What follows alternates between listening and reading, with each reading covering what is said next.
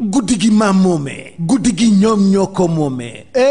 mbay guddi gi yàgg na neex na te metti na te dëgër na kaj loolu affaire bu garaaw la xale xamu ko loolu dafa am miel am plante boo xam ni su guddi gi xaajee la tudd dañ ne 45 minutes avant laalal ñaari cuillère boo laalee ñaari cuillère xoolal da ngay bëri doole da ngay bëri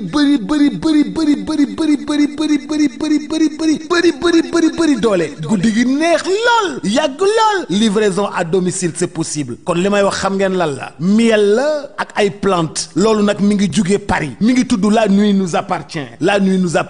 wooteel 77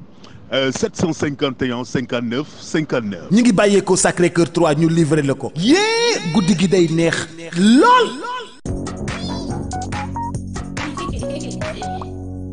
Merci de nous rester fidèles, amis internautes, vous qui avez choisi de nous suivre partout à travers le monde sur la chaîne des grands événements VIP People TV, comme son nom l'indique, s'informer juste c'est vrai. Comme j'ai l'habitude de dire, ça yu ngeen abonné bu leen fàtte di bës cloche de notification bi ngir ngeen mën a jot suñ yeneen vidéo en exclusivité ñu ñëwaat tey indi leen beneen numéro actu du jour xool li gën a fës ci xibaar ci bés bi ñu daal di koy saytu taataan ko segg ko faram-fàcce ko indi ko wisax leen ko fii sur la chaîne des grands événements VIP People TV fi ñu koy tàmbalee en ce mercredi 5 novembre 2025 dañuy dem seeti ji exclusivité bi nga xamante ni moom capitaine Dièye bi nga xamante ni moo jiite woon mouvement bii di nit daal dina koy amal démb daal jëmale ko daal ci li nga xamante ni mooy alliance pour la république du Sénégal ba noppi daal di ñëw daal ci ñi nga xamante ni jamono ji ñoo yor actuellement le pouvoir di son excellence le président de la république Bassirou Diomaye Faye ak ki nga xamante ni moo topp ci moom di leader au Pastef mu doon exclusivité boo xamante ni moom capitaine Dièye jiite woon mouvement bii di nit def na ko démb daal ca télévision 7TV ginnaaw nag bañ ko invité ci émission bi ñu dippee woon 7 soir nañu déglu ji capitaine Dièye dellu si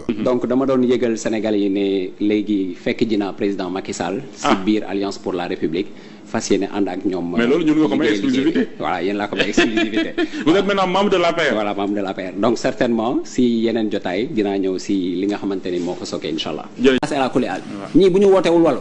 situation bu yéeme la ñuy dem ci réew mi. waaw woote wàllu mooy comme ni nga ko waxee se débarrasser du PM et faire appel au président Macky Sall. moom moo leen mën a dimbali parce que fi mu toll nii fi mu taxaw moom laa gis koo xamante ni il peut faire beaucoup de choses pour eux. léegi nag rëy moo leen jàpp ak complexé tout simplement parce que boo xamul da ngay nangu ne xamoo yow ñëw nga ba ñu jox la réew mi. puus nga puus mënoo dem.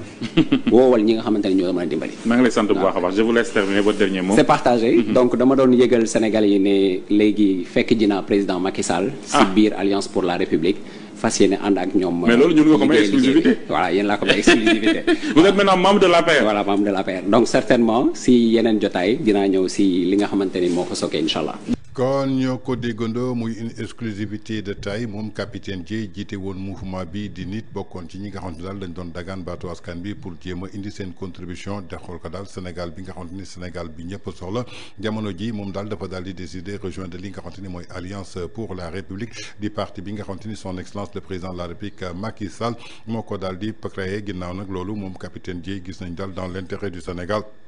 gis nañ ni jamono ji dem fekk ji APR daal moo gën ci moom gis nañ nag depuis un certain temps moom le président de la république Macky Sall mi ngi daal defaraat li nga xamante ni mooy réorganisation du parti jël ñi nga xam daal ay xale yooyu pour mën a jàkkaarloo ñi nga xamante ni tey jii ñoo fi nekk ku ci mel ni Pape Malick Ndour ku ci mel ni Amidou Anne tey kii di capitaine Dièye ñi nga xamante ni daal ay borom xam-xam lañu seen xam-xam dafa màcc jëm ci bépp situation boo xamante ni daal république soxla na ko pour que ñu mën a développer état moo tax tey jii moom président Macky Sall daal mi ngi réussir daal kuwam pour daal di réorganiser waat li nga xamante ni mooy parti bi di APR ci biir loolu nag moom capitaine Dièye li mu leen xamal daal jamono ji képp koo xamante ni bëgg nga doxal Sénégal muy message boo xamante daal mi ngi koy lancé le président de la République Bassirou Diomaye Faye ak ki nga xamante ni moo topp ci Diomaye suñu bëggee doxal Sénégal foog ñu wutu ji wàllu ndaxte suñu wutu jiwul wàllu li nga xamante ni mooy Sénégal dina gën a sombré wu dans l'obscurité jamono ji ci lëndëm bu ne kunus la ñu nekk ginnaaw nag loolu suñ ko bëggee dañuy dem xool ku mel ni président Macky Sall ñu déglu xalaatam déglu xam-xamam pour que mu dimbale leen pour que ñu mën a jël Sénégal positionné waan ko fi nga xamante ni moom la ñu bàyyi woon Sénégal amaana suñu deful loolu nañu jàpp ni danañu màtt seen baaraam wicceex ko daal di koy sànni fële xam na ni ko duju doxal dara fii ci Sénégal ndaxte amuñu compétence amuñu expertise amuñu expérience mu doon daal révélation yoo xamante ni moom capitaine Dièye jiite woon mouvement bii di nit daal dina koy indi ginnaaw nag bi nga xamante ni rejoindre na désormais li nga xamante ni mooy rang wu Alliance pour la République du parti son excellence le président de la République Macky Sall. Toujours dans votre acte du jour de ce 5 novembre 2025 sur VIP People TV suñu jógee ci capitaine Dièye dañuy déglu ji ay seede ak ay témoignages yoo xamante ni daal këru kilifa diine yi nekk fii ci Sénégal ak kilifa aada yi daal dinañ koy jagleel ki nga xamante ni mooy l'ancien président de la République Macky Sall fekk ci daal kàddu yi nga xamante ni moom capitaine Dièye daal dina koy wax jagleel ko daal kii di président Bassirou Diomaye Faye ak ki nga xamante ni moo topp ci moom pour que daal suñu bëggee doxal li nga xamante ni mooy Sénégal foog ñu jël seen nopp jox ko ki nga xamante ni mooy président Macky Sall ànd ceeg yar ak dal pour que mun leen gunge pour que ñu mën a accomplir li nga xamante ni mooy seen mission ci bopp réewu Sénégal nañu déglu ji les témoignages yi nga xamante ni ñu ngi ko jëlee kër kilifa diine yi. 44 ans. 44 ans. musuma dégg. musuma dégg. wala amul fii ci réew mi. wala amul fii ci réew mi. président de la république bu ci toll. président de la république boo xam ne dafa jël Sénégal fekk foofu la toll. dama koo naw. nee na dafa koo naw. ci benn bis képp. ci benn bis képp. passation de service. passation de service. dafa rafet. dafa rafet. passation de service bi. passation de service bi. dafa ëmb war ma. dafa ëmb war ma. war ma ak gëdd. ak gëdd. ak joxe. ak joxe ak. bi muy dalal Macky Sall. bi muy dalal président Macky Sall. sama xarit bi. sama xarit bi. sama wëllëre bi. sama wëllëre bi. sama soppe bi. sama soppe bi. bi mu koy dalal. bi mu koy dalal. da koo jox lépp. da koo jox lépp. jox ko gëdd ba mu mat. jox ko gëdd ba mu mat. waaye maa ngi lay xamal. waaye maa ngi lay xamal ni. Macky Sall. nee na président Macky Sall. loo ko jox. loo ko jox. ci war ma. ci war ma. ak ci gëdd. ak ci gëdd. ak muñal ko. ak muñal ko. ak ak. ak ak. doy. nee na doyul. mag la moo xam ne. mag la moo xam ni. lu àdduna yàgg yàgg. lu àdduna yàgg yàgg. bu ko wàcc mukk. bu ko wàcc mukk. jox ko sa nopp. jox ko sa nopp. jox ko sa xel. jox ko sa xel. ba mu wóoru la. ba mu wóolu la. loo ko laaj. loo ko laaj. mu wax. mu wax la. bu ko wàcc mukk. bu ko wàcc mukk. Macky Sall. nee na président Macky Sall. fi mu jëlee réew mi. fi mu jëlee réew mi. ak fi mu ko yóbbu. ak fi mu ko yóbbu. fi mu jëlee këri diine fi yi. mu jëlee këri diine yi. ak fi mu ko yóbbu. ak fi mu ko yóbbu. gépp kërug diine. yépp kërug diine. bu mu mas a yóbbu bu teraanga. mas a yóbbu teraanga. woowu la ca pale. woowu la ca pale ba. daa waaxu. dafa waaxu. ba ci sab sijaada. ba ci sab sijaada. mu jox la fa mu teraanga. jox la fa teraanga. te teraanga ja bari te lool. teraanga ja bari lool. loo ko jox ci waram. loo ko jox ci war ma. billahi doy. billaahi doyul. bàyyi ko xel. nee na nga ko bàyyi xel. nay mag moo teg ci sa wet. nay mag moo teg ci sa wet. nga roy ko. nga roy ko. ci wàllu jikko. ci wàllu jikko. roy ko. roy ko. ci tabe. ci tabe. roy ko. roy ko. ci yërmande. ci yërmande. président Macky Sall nag man nit. man nit duma ko jàppe politique. duma ko jàppe politique damay jàpp ci nit. la may jàpp ci nit jikko ak jëf. jikko ak jëfam képp ca lay jàpp nit ca lay atte nit it politique. ndax politique daa mel ni kàkkatar. daa mel ni kàkkatar amul wenn melo. amul wenn melo moom jamono bu ne rek mën naa mel nu ne nu ko neex. nu ko neex lay mel moom moo tax nit ki. moo tax nit ki soo ko bëggee. soo ko bëggee trouvé. soo ko bëggee trouvé te jëf ji. ca jëf ja ak jikko ji. ak jikko ja ñun ñëpp. ñun ñëpp waxoon naa ko. waxoon naa ko dinaa ko waxaat adduna wërngal këpp. àdduna wërngal këpp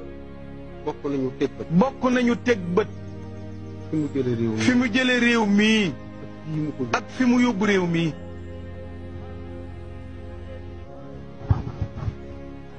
fi mu jëlee réew mi. fi mu jëlee réew mi ak fi mu ko yóbbu. ak fi mu yóbbu réew mi ak doomi soxna yi. ak doomi soxna yi ni mu leen dimbali. ni mu leen dimbalee boole leen ci alali wërsëgu état bi. boole leen ci alali état benn xel benn président. benn président nag musuñu leen koo defal man du ma wor. man nag du ma wor du ma làqu. du ma làqu du ma nëbb li mu indi teraanga fii. li mu indi teraange fii ci kër gii. ci kër gii ak a bari. ak a bari dañoo nuyoo fii maa ngi. dañoo nuyoo fii maa ngi moom ñu ànd dox jëm ci buntu. ñu ànd dox jëm ca buntu saal bële mu xool. mu xool saal bi. saal bi rafle mu ke. rafle mukket mu ne ana doomi sëñ bi. mu ne ana doomu sëriñ bi ñu ko mi ngi. ñu ne ko mi ngi nii mu jël numéro bi. mu jël numéro bi te ëllëg ca ëllëg sa saal yëpp. saal yépp lan na leen ay. mu lal leen ay mukket moom président Macky Sall te ñaanuma ko man ak a bari sutura. ku bari sutura la ak am yërmande. ku am yërmande la ak a rafet xol. ku rafet xol la ku am yërmande la. ku am yërmande la waaye politique. waaye politique maanaam nu ma ko war a waxee. politicien deram du rafet adduna da koy ŋàññi rek. ndax àdduna dañ koy ŋàññi rek ba jikko ju rafet. ba jikko ju rafet ji sax ak yar ba. ak yar bi day riir. day muuru ndax liñ koy ŋàññi. waaye président Macky Sall daal moom xol bi. xolu wàlliyu la. xolu wàlliyu la de. dafa laabiir. dafa laabiir. ku am yërmande. ku am yërmande la. boo ko xoolee rek. bët ba daal di rot. bët ba rot mu sëgg. ku am yërmande. ku am yërmande la. daal maa ngi ñaan. ma dénkaane sama bopp. dénk ko it mbirum Macky mi. dénk ko mbirum Macky mi. biñ duggee ci néeg bi. la ma ko jëkk a wax. mu ne ko yow dama laa ameel bor. te awul wala fayee. sëriñ bi rek la am moom laa lay fay. yow président Macky. maa ngi ñaan suñu boroom. ñiy def di dindi. ci barkeb sëriñ bi. mu may la jàmm. maa ngi ñaan suñu boroom. ñiy def ak dindi. ci barkeb sëriñ bi. mu def jàmm ci réew. maa ngi ñaan suñu boroom. ñiy def ak dindi. ci barkeb sëriñ bi. mu may waa réew mi jàmm. kon ñoo ko déggandoo muy seede xamante ni këru kilifa diine yi ak kilifa aada yi teg nañ ko ci ndoddu kii nga xamante ni moo fi jiite woon Sénégal di le président de la République son excellence monsieur Macky Sall ginnaaw nag dégg ngeen message bu am importance bi nga xamante ni góor gi wax na ko ginnaaw 44 ans bi nga xamante ni musul dégg mbaa gis ki nga xamante ni tey jii ab président la fi nga yóbbu Sénégal nga daal di ko fay indi jëmale ko daal ci xarañteefam jëlee ko ci dalam jëmale ko ci xam-xamam ak li nga xamante ni mooy cër ak orma bi nga xamante ni jox na ko kër kilifa diine yi ndaxte yàgg na leen jàppale fekkoon na ko ci benn niveau mu yóbbu ko ci beneen niveau boo xamante ni moo ëpp niveau bi mu ko fekkoon te ñoom musuñu sol seen dàll dem fële ca palais ba daal di ko fay fekk moom Macky Sall mooy ñëw fekk leen ci seen ay sijaada dimbale kër diine yëpp ginnaaw loolu nag doon na daal benn effet boo xamante ni tey jii ku amul yar am teggin am orma doo ko mës a def.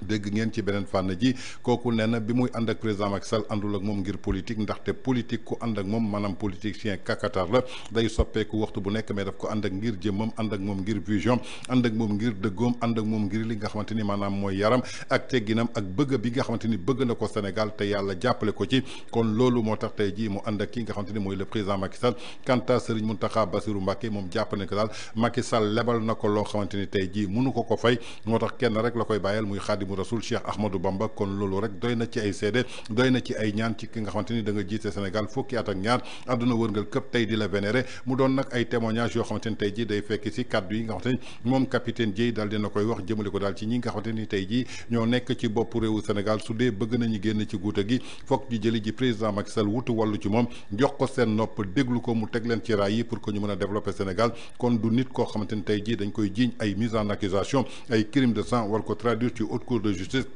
ndaxte Macky Sall alalu suñu borom la te yàlla moom képp koo xamante ni daf lay ngemb daal di lay defal képp ku la jéem a fay yaakaar naa ni yow ci sa bopp yow yaay fay mu doon nag ay témoignages yoo xamante ni jëlee nañ ko ci kër kilifa diine yi ak kilifa aada yi ñu jagleel ko l'ancien président de la République son excellence monsieur Macky Sall.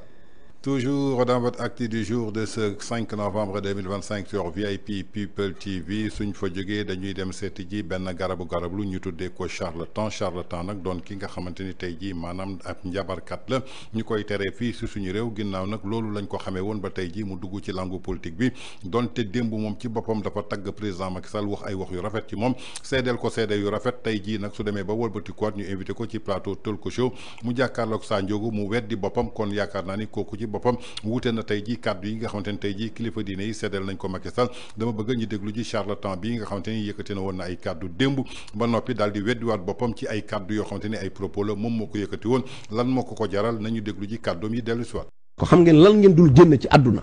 mooy benn audio bu may tàggee Macky Sall yàlla su damaa gërëm sama bopp ci Macky Sall mooy yàlla damaa dimbali ba mosuma koo gëm benn minute man damaa teel a xam kan mooy Macky Sall laata muy yor nguur gi ak bi mu ko yoree.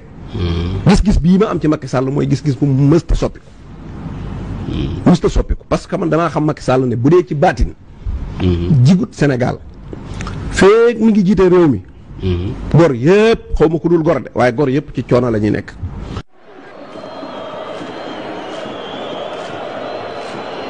nit ci àdduna dootu fàtte ne ku tudd Macky Sall nekk na fi président Sénégal. pont yi stade yi terre yeeg ak yenn kii politique sax politique sociale yoo xamante ne lu mel ne ay DER. entrepreneuriat rapide boobu ak yu bari ak couverture maladie xaw ma nu ñu koy waxee te mooy. couverture maladie universelle ak yu bari yoo xamante ne ay mbiram la yoo xam ne moo ko indi. am na lu bari lu mu liggéey loo xam ne man bu dee ci matériel ci wàllu leneen ak leneen mënoo taxaw nga ne Macky Sall. deful bilan def na bilan. bu baax. waaye fan la Macky Sall jaar. waaw mooy Macky dafa ànd ak équipe. ñun xam. maanaam Alioune Badara Cissé ñëpp xam nañ ko ci réew mi. Aminata Tall ñëpp xam nañ ko ci réew mi. Mimi Touré nekkoon ONU. man de façon analyse. Thérèse Diouf Faye ñëpp xam ko ci réew mi. Mame Mbaye Niang ñëpp xam ko Pape Gorgui Ndong ñëpp xam ko mu dëkk Pikine. te comprendre ma ne ko da ngeen di def seen parti mu nekk équipe ngeen di jaay équipe bi. bañ a jaay jëmmi Macky Sall ji. ñuy ànd ak moom équipe boobu Macky Sall yoroon nag dama ko ne boo jëlee équipe bi nga jaay ko. xajoo ci kenn. yow lu tax ni nga conseillé Macky nii yëpp nga ne jàpp nga ni yaa ko fal parce que conseil nga. li ma ko xalaatal de moom moo ko fal. Mor Lo Moustapha Cissé Lo ñoom ñëpp fréquenté naa leen. dégg nga ba ci 2010 Moustapha Cissé Lo fréquenté naa ko lu bari. waa APR rek nga fréquenté de. waa APR rek moo tax man daanaka waa APR laa sax. kon ci démb damaa gis may ngénte waa APR doo nga fa ñëw. benn parti ñëwu fa. waa APR képp ñoo fa dikk.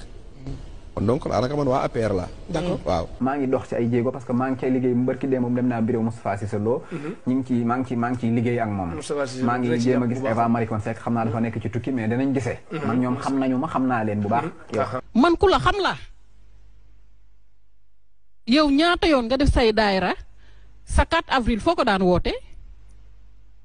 foo ko daan woote. mais depuis mbas mi wooteetuma ko de. non mais taxawal rek. non dafa am ci lu ma bëgg a ñëw. sa 4 avril foo ko daan wootee. HLM ñu la ci daan fekk mooy ñi ngay xas fii tey. xasuma kenn. ah xasul kenn li nga wax fii dafa leer. pardon. Cissé Lo xam na la keneen ak keneen xam na la ci loo ma sa woote dañu lay fekk si wuyu la taxawu la jàppale la. bu la neexee àndatoog ñun mais toog fii bëgg a ne table rase lii dafa weex nga def ko peinture bu ñuul ne këriñ la mais loolu ku lay déglu Sénégal ñaa ngi lay suivre mais ñi xam nañu. Cheikh Bara Ndiaye borom Kanzul Mouridina borom def gis mooy woote ka yëgle ak di fàttali mbokku jullit yeeg mbokku talibé yi xarit nag di juróom-ñaareelu édition bi ñu jàpp ko talaata ñeenti fan ci weeru avril 2017 ci usine Bent Assane Ndiaye parrain yi nag ñii la soxna Marème Faye Sall première dame Papa Diop bu bokk gis-gis Adama Faye Thérèse Faye bu Kogère Moustapha Cissé Lo vice-président ci assemblée nationale di xaritu Serigne Arona Coumba Ndoffène ministre conseiller auprès du président de la République ku jullit yi mbokku talibé yi bés bango di bés boo indee fukki dëgg jël benn fen dugal ci fen buy ñibbi day yóbbaale fukki dëgg yi day buy ñibbi day yóbbu lu moomul loolu moo tax fen baaxul. xam nga kon ñoo ko déggandoo muy kàddu yoo xamante ni moom Cheikh Bara Ndiaye moo ko yëkkati ci plateau Sa Ndiogou bañ ko invité ci émission Talk Show Cheikh Bara Ndiaye nag pour fàttaliku sénégalais yi ñu ngi ko ràññee woon ci ay garab yoo xamante ni da ko doon jaay muy garabu moo fi taxawoon ne am na ndomb boo xamante ni su la ko defalee ku ko takk doo mës a dugg ci kaso moo fi taxawoon ne mën na yokk dundu doomu aadama ci ñaar fukki at su dee jox nañ ko ay moyens mu doon yëfu charlatanisme doon yëfu njabarkat loo xamante ni tey jii suñu constitution da koy tere moom moo yëkkati ay kàddu ne kenn du ko génneel benn audio boo xamante ni mës na tagg wala waxal lu baax ki nga xamante ni mooy l'ancien président de la République Macky Sall waaye yàlla bi dara teewul moo ko weer diggu ba cëg ndaar kam waxuma la audio mais ab vidéo lañ ko tegal jëmmam nekk ci ñu invité ko ci plateau 2STV mu toog di tagg président Macky Sall di wax ay mbaaxam di wax vision di wax ay réalisation di wax ay pont di wax ay stade yoo xamante ni moom président Macky Sall jot na ko liggéey fii ci Sénégal ba dugg ci wàllu social ba ci bourse de sécurité familiale yi moom Cheikh Bara Ndiaye moo yëkkati kàddu yooyu teg ko ci ndoddu président Macky Sall ba ci li nga xamante ni mooy DER bi mu créé mu doon daal benn direction boo xamante ni dafay gunge ndaw yi pour que mën leen jàppale ci wàllu entrepreneuriat rapide moom Cheikh Bara Ndiaye boobu moom moo taxawaat ci plateau Sa Ndiogou daal di weddi boppam ba mu set wecc waaye yàlla daf ko nattu ndaxte ab audio la laajte pour kenn du ko génneel yàlla ne ko du ma la génneel audio mais vidéo laa lay génneel sa jëmm daal di ciy nekk ngay wax askan bi yëpp di la dégg ndaxte mënoon naa la génneel audio nga ne dañu monter sa baat ak intelligence artificielle mais yàlla defu ko loolu daf ko weer diggu bëccëg ndar kam est-ce que genre nit ñi tey jii mën nañu compter wu ci ñoom pour ñu développer réew kooku nga xamante ni mooy Cheikh Bara Ndiaye tey Pastef daf ko jël dugal ko ci listam mu nekk li nga xamante ni mooy député nekk foofu ci assemblée nationale bëgg a représenter le peuple sénégalais est-ce que tey kiy wax démb tey di weddi boppam est-ce que kooku mën nañ ko jàppee un représentant du peuple est-ce que réew mën nañ ko tabax ci nit ñi nga xamante ne la ñuy wax démb bokkul ak lu ñu gëm tey kon yaakaar naa ni li nga xamante ni moom capitaine Dièye mi ngi ko doon wax ñii di kilifa diine yi di ko wax yaakaar naa ni wuute na ak Cheikh Bara Ndiaye bii nga xamante ni gis nañ ko tey ji mu nekk ci rang wu parti Pastef lépp lu mu mës a wax ci àdduna moom ci boppam mooy weddi boppam lan moo ko jaral nag alalu àdduna mais Sénégal ñoru ko benn yoon mu doon ay propos yoo xamante ni daal Cheikh Bara Ndiaye ci boppam moo weddiwaat boppam ci plateau yàlla weer ko diggu bëccëg ndar kam ab audio la sàkk woon yàlla indi vidéo boo xamante ni moom fi muy weddee boppam foofu lañ ko tegale toujours dans votre actu du jour de ce 5 novembre 2025 sur VIP People TV suñ fa jógee dañuy dem seeti ji affaire Madiambal Diagne ginnaaw nag démb fële nga xamante ni mooy ca tribunal bu Versailles ba nekk foofu ca Paris ñi ngi doon examiner li nga xamante ni mooy demande d'extradition bi nga xamante ni autorités sénégalaises yi ñoom ñoo ko sàkk woon ci le journaliste homme d'affaires Madiambal Diagne bi nga xam daal jamono ji mi ngi woon foofu ca diwaanu France ginnaaw nag bi nga xamante ni daal démb ñu ngi ko doon déglu foofu moom ak ay avocat ginnaaw nag bu mu doonee benn audience boo xamante ni c'était à huis clos pour que ñu mën ne démontrer daal lépp loo xamante ni tey ji Madiambal Diagne mi ngi koy wax jëmale ko daal ci percussion boo xamante ni mi ngi koy dund fii jëmale ko daal ci justice sénégalaise bi nga xamante ni dañ jël jabaram ak ay doomam tëj leen ci kaso bi ba noppi amul benn notification bi ñu ko joxoon pour que mu génn daal ci li nga xamante ni mooy territoire bi loolu yëpp moom Madiambal Diagne jàpp ne que daal benn percussion la ci biir loolu nag sàkku bi nga xamante ni autorité sénégalaise yi sàkk woon nañ ko daal ci réewum France pour que ñu delloosil ko ki nga xamante ni mooy Madiambal Diagne daal di koy jébbal justice sénégalaise li nga xamante ni mooy tribunal bu France nekk foofa ca Versailles démb lañ doon examiner daal li nga xamante ni mooy demande d'extradition bi ginnaaw loolu nag bi nga xamante ni daal li nga xamante ni daal affaire bi dafa daal di am tournure bu bees muy rebondissement bu bees boo xam daal nemmeeku nañ ko ci biir loolu nag bi ñu génnee ci procès bi ñi nga xam daal mooy avocat am di maître Thiam ak ki nga xamante ni mooy maître Bourdin nekk ci cabinet maître Bourdin yéey nañ ci yàbbi dama bëgg ñu déglu ji leen dellu si waat. déglu leen. voilà liñ ciy wax rek mooy tey jóge nañ ci benn audience bi nga xam ne si dañu état du Sénégal dafa demandé ñu extrader ku ñuy wax Madiambal Diagne. def nañ audience bi ça nous a pris presque 1 heure donc li ñu waroon a wax juge bi wax nañ ko sur le plan formel c'est-à-dire dañuy wax toujours droit le droit se nourrit de forme. un peu plus fort s'il vous plaît. Le droit se nourrit de forme loolu la ñu wax c'est-à-dire boo respecté wul la forme c'est-à-dire le juge n'est même pas obligé d'aller au fond te li ñu gis nii ci mandat d'arrêt bi on a vu que y a plusieurs violations yu ci am déjà mandat d'arrêt bu ñu ko defee liñ ci mën a jàpp mooy dafay am des faits précis yoo xam ne si dañ koy articuler nga wax genèse u affaire bi nan la demee et puis nga expliquer yan procédure wala lan moo motiver nga lancer un mandat d'arrêt mais fii li ñu jàpp mooy dañoo gis ni ñoom dañu jàpp ni Madiambal Diagne c'est un fugitif mais jàpp naa ni fugitif du joxe position nit koo xam ne da ngay daw doo joxe sa position beneen raison bi wane ni mënul nekk fugitif en droit mooy le fait que moom bi muy génn Sénégal amul benn interdiction de sortie du territoire li ñu def noonu mooy violer ses droits c'est-à-dire kenn koo xam ne si amul benn mesure administrative ni judiciaire boo xam ne moo la empêché nga génn sa dëkk alors que la charte africaine des droits de l'homme daf ni citoyen bu nekk am nga droit dugg génn sa dëkk ñëwaat fa nu mu la neexee sauf si bu amee benn décision boo xam ne si daf la ko tere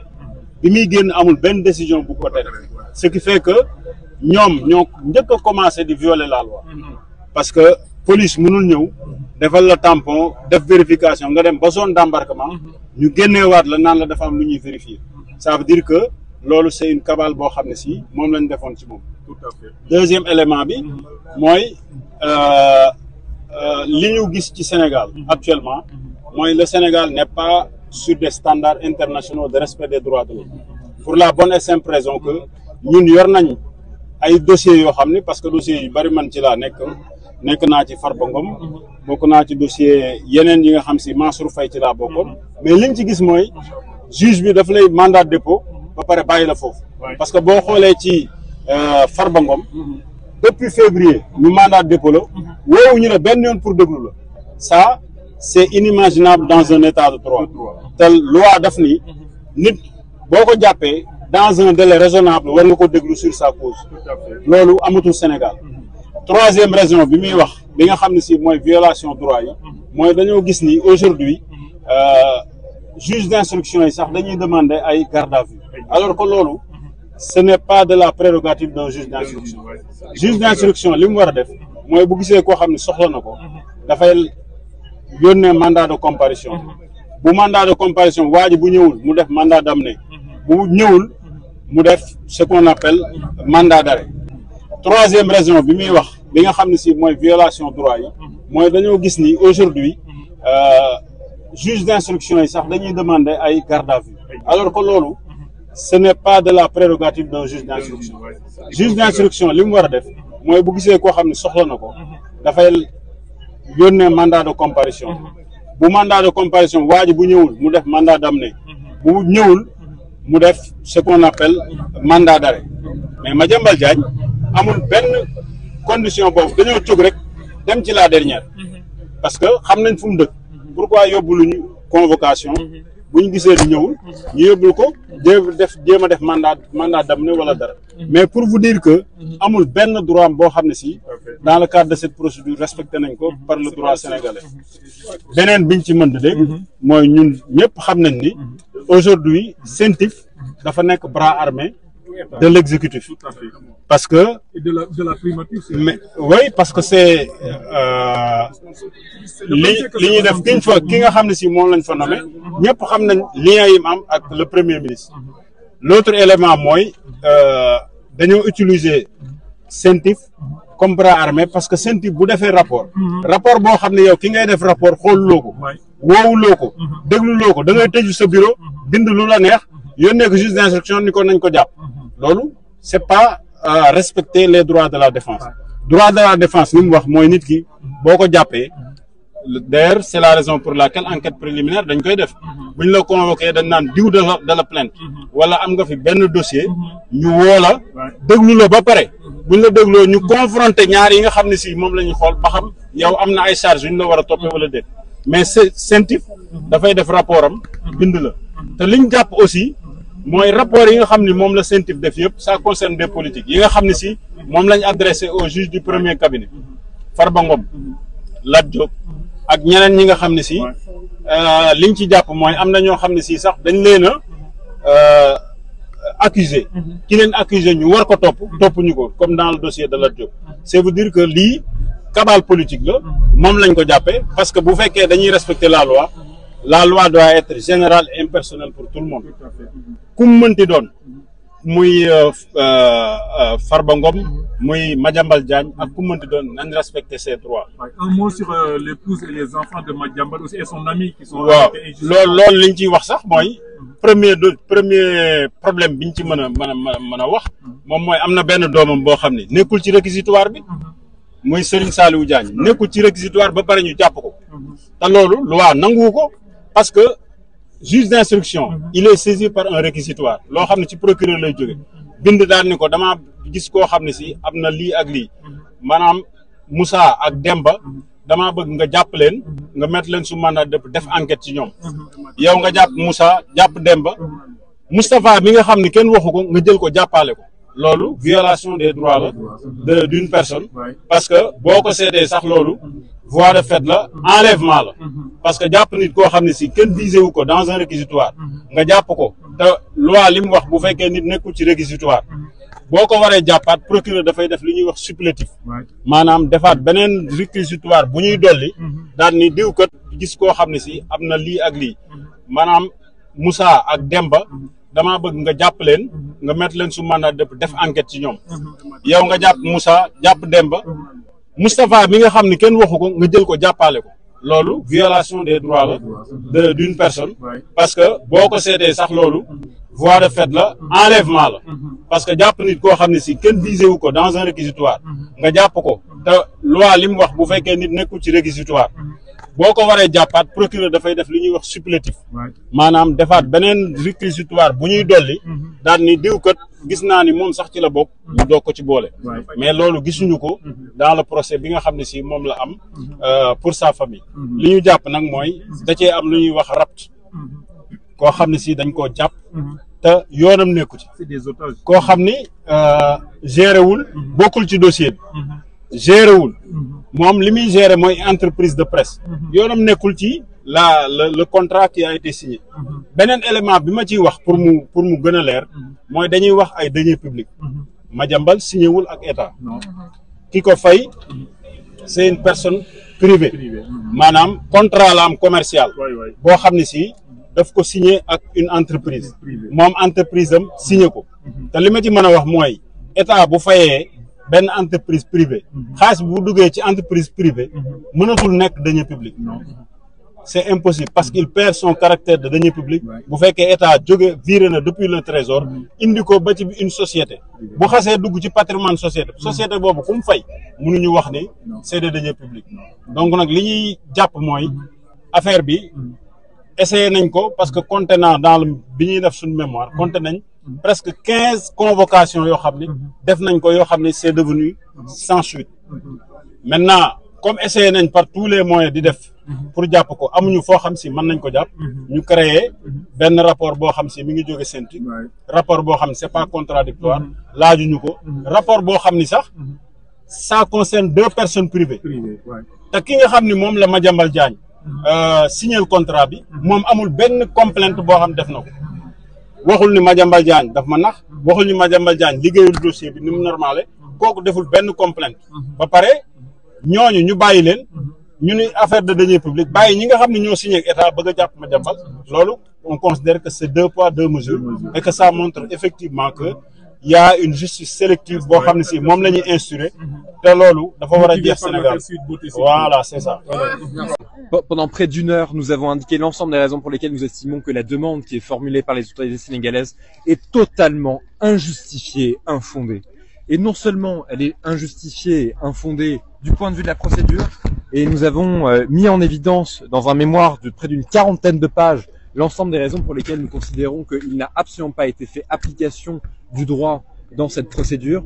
et aussi injustifiée du fond, parce qu'il appartient aux autorités françaises de refuser la demande d'extradition lorsque elles sont confrontées à une demande qui est motivée par des considérations politiques, et que c'est le cas en l'occurrence. Vous avez une procédure qui ne tient pas la route du point de vue du droit, mais en fait c'est une forme qui est révélatrice du fond, et ce fond, c'est qu'en réalité l'intention derrière ça, c'est de s'en prendre à une voix d'opposition, c'est de s'en prendre à un dissident, et lorsque vous avez un pouvoir qui se défend du caractère politique de la poursuite contre M. Diagne, mais qui en même temps incarcère des journalistes, c'est le meilleur aveu et c'est la meilleure démonstration que nous pouvions faire devant la chambre d'instruction du caractère totalement politique de cette procédure. Donc pour l'ensemble de ces raisons, nous demandons le rejet de la demande qui a été formulée par les autorités sénégalaises, en insistant non seulement donc sur ces irrégularités formelles, en insistant sur le caractère politique et en insistant aussi sur le caractère totalement inéquitable de la procédure. Parce que qu'a dit aujourd'hui M. Diagne? Il a dit qu'il était parfaitement en mesure de se présenter devant les juridictions sénégalaises. Parce qu'il n'a rien à se reprocher. Et parce que ce que nous avons aussi mis en évidence, c'est qu'il n'y a pas de précision sur les faits qu'on lui reproche, il n'y a pas de précision sur les qualifications, il n'y a pas de précision sur les dates, et que tout ça... non min ngari ɗo tan hannde ko palais de Versailles pour wadde soutenir Madiambal Diagne ɗo noon kala ganduɗo Madiambal anda ko neɗɗo dariɗo ko neɗɗo gonɗo opposition ko minen fof gonɗi opposition min noon ko sehlam ko kawam ko bandiraɓe hannde koye Sénégal ko on jii bandiraɓe ene jagguirte farba en kamɓe fof hannde hay min e hoore mi jagganoɓe pour min hannde harande foti ko waɗede au niveau de l' international pour France naɓe fof hannde ko Sénégal koye Sénégal ko bandiyagal koye Sénégal ko kidnapping koye Sénégal ko hunde gantane fawaki e lawol ɗum tawi noon hannde wona Madiambal tan addi amin ɗo ko addi amin ɗo ko pour haɓanade kala neɗɗo jaggaɗo kala neɗɗo jiɗɗo fawede tampere kala neɗɗo jiɗɗo fawede ko fotani wonde ɗum tawi noon minen haara amin ko ɗum ɗon c'est vrai min e hoorem mi jagganomo laaɓi ɗiɗi mais ko mbimi ko ɗum tahata amin de tahata amin ruttade caggal ɓeydat amin ko cuusal ɓeydat amin aussi ko hoolade kadi Allah par ce que ko mbimi ko harande ko ɗo kono harande kadi min lutto Sénégal kadi min kaɓa e harande par ce que ɓeɗo wona yimɓe moƴƴuɓe leydi ɓeɗo wona yimɓe pewnoɓe leydi kono kadi yimɓe caroɓe leydi koɓe yimɓe bonnoɓe leydi kadi ko yimɓe ganduɗa tampinoɓe yimɓe en tout cas haqqillaji amin foof nene détenu politique kala détenu politique Farba en Abdou Nguer kamɓe fof vraiment Lat Diop en Ayirou Sarr kamɓe fof vraiment en tout cas combat o ma continue mais ɗo ko France je pense que hannde Madiambal ma dañ gonga e dow mabɓe hono no dañiri gonga e dow mabɓe déjà par rapport à opinion o fof en tout cas wi toon bandiraɓe yo daro bandiraɓe yo ɓeyɗo tinnade daro yimɓe fof ndendo yimɓe ndendo mbaaba ganda combat o no gagne kono kadi noddude sernamen ɓe yoɓe mbad duwa o par ce que ɓe ko gone dow mum ko soɓe jottima walla soɓe jooɗima ha feewi par ce que koye men ɓe gummoto tigui tigui par ce que enen fof enen gandi toon wone yande mabɓe ni par ce que donc kon ñoo ko déggandoo muy ay kaddu yoo xamante ni ñi ngi rotee ci làmmiñu maître Ousmane Thiam bokk ci avocat yuy défendre kii di Madiambal Diagne ak ñi nga xamante ni mooy naataangoom nekk foofa ca diwaanu France ginnaaw démb bi nga xamante ni ke tribunal bu Versailles nekk foofa ca Paris ñi ngi doon amal daal lii di mise en examen jëmale ko ci demande d'extradition bi nga xamante ni ay autorités sénégalaises ñoo ko sàkk woon daal ci journaliste bi di patron de presse Madiambal Diagne pour que ñu daal di koy jébbal li nga xam daal mooy réewum Sénégal dafa am daal rebondissement bu bees boo xam daal dañ ko gis ci demande d'extradition bi nga xam daal sàkku nañ ko pour Madiambal Diagne lii di justice française nag dafa daal di reporter li nga xamante ni mooy verdict bi ba le 25 novembre bi ñu jëm li nga xam daal mooy rebondissement bu bees bi su ñu jëmee ci procédure bi nga xamante daal dafa visé woon pour que ñu extrader ki nga xamante ni mooy journaliste bi di patron de presse di Madiambal Diagne lii di chambre d'instruction bu cour d'appel bi nekk foofu ca Versailles ginnaaw nag bu mu examiner démbu talaata ñeenti fan ci weeru novembre atum 2025 muy requête bi nga xamante ni ay autorités sénégalaises ñoom ñoo ko sàkk woon daal di viser journaliste bi di patron de presse di Madiambal Diagne finalement li nga xamante ni mooy décision bi mujj ñu ko rendre démb lu ñuy xaar mooy délibéré bi jëmale ko daal ci li nga xamante ni renvoyé nañ ko daal ba le 25 novembre ginnaaw nag suñu ay sources bi ñuy xamalee daal lépp loo xamante ni moo soxal lii di demande d'extradition boobu ba tey nag Madiambal Diagne bi ngi continuer daal di clamer innocence am jëmale ko daal ci li nga xamante ni mooy àqam ak yelleefam bi nga xamante ni tey jii dañ ko salfaañee ginnaaw nag bi nga xamante ni amul benn demande de notification bu jógee ci juge bu ko mënoon interdire mu daal di génn réew mi jëmale ko daal ci li nga xamante ni mooy mandat d'arrêt bi bés buñ koy signé mu am aussi benn décalage de 24 heures ak li nga xamante ni mooy instruction bi nga xamante ni juge bi daal di da koy signé mu doon ay irrégularité jëmale ko daal ci benn vice de procédure vice de forme ñu retranché ko foofu ca France moom Madiambal Diagne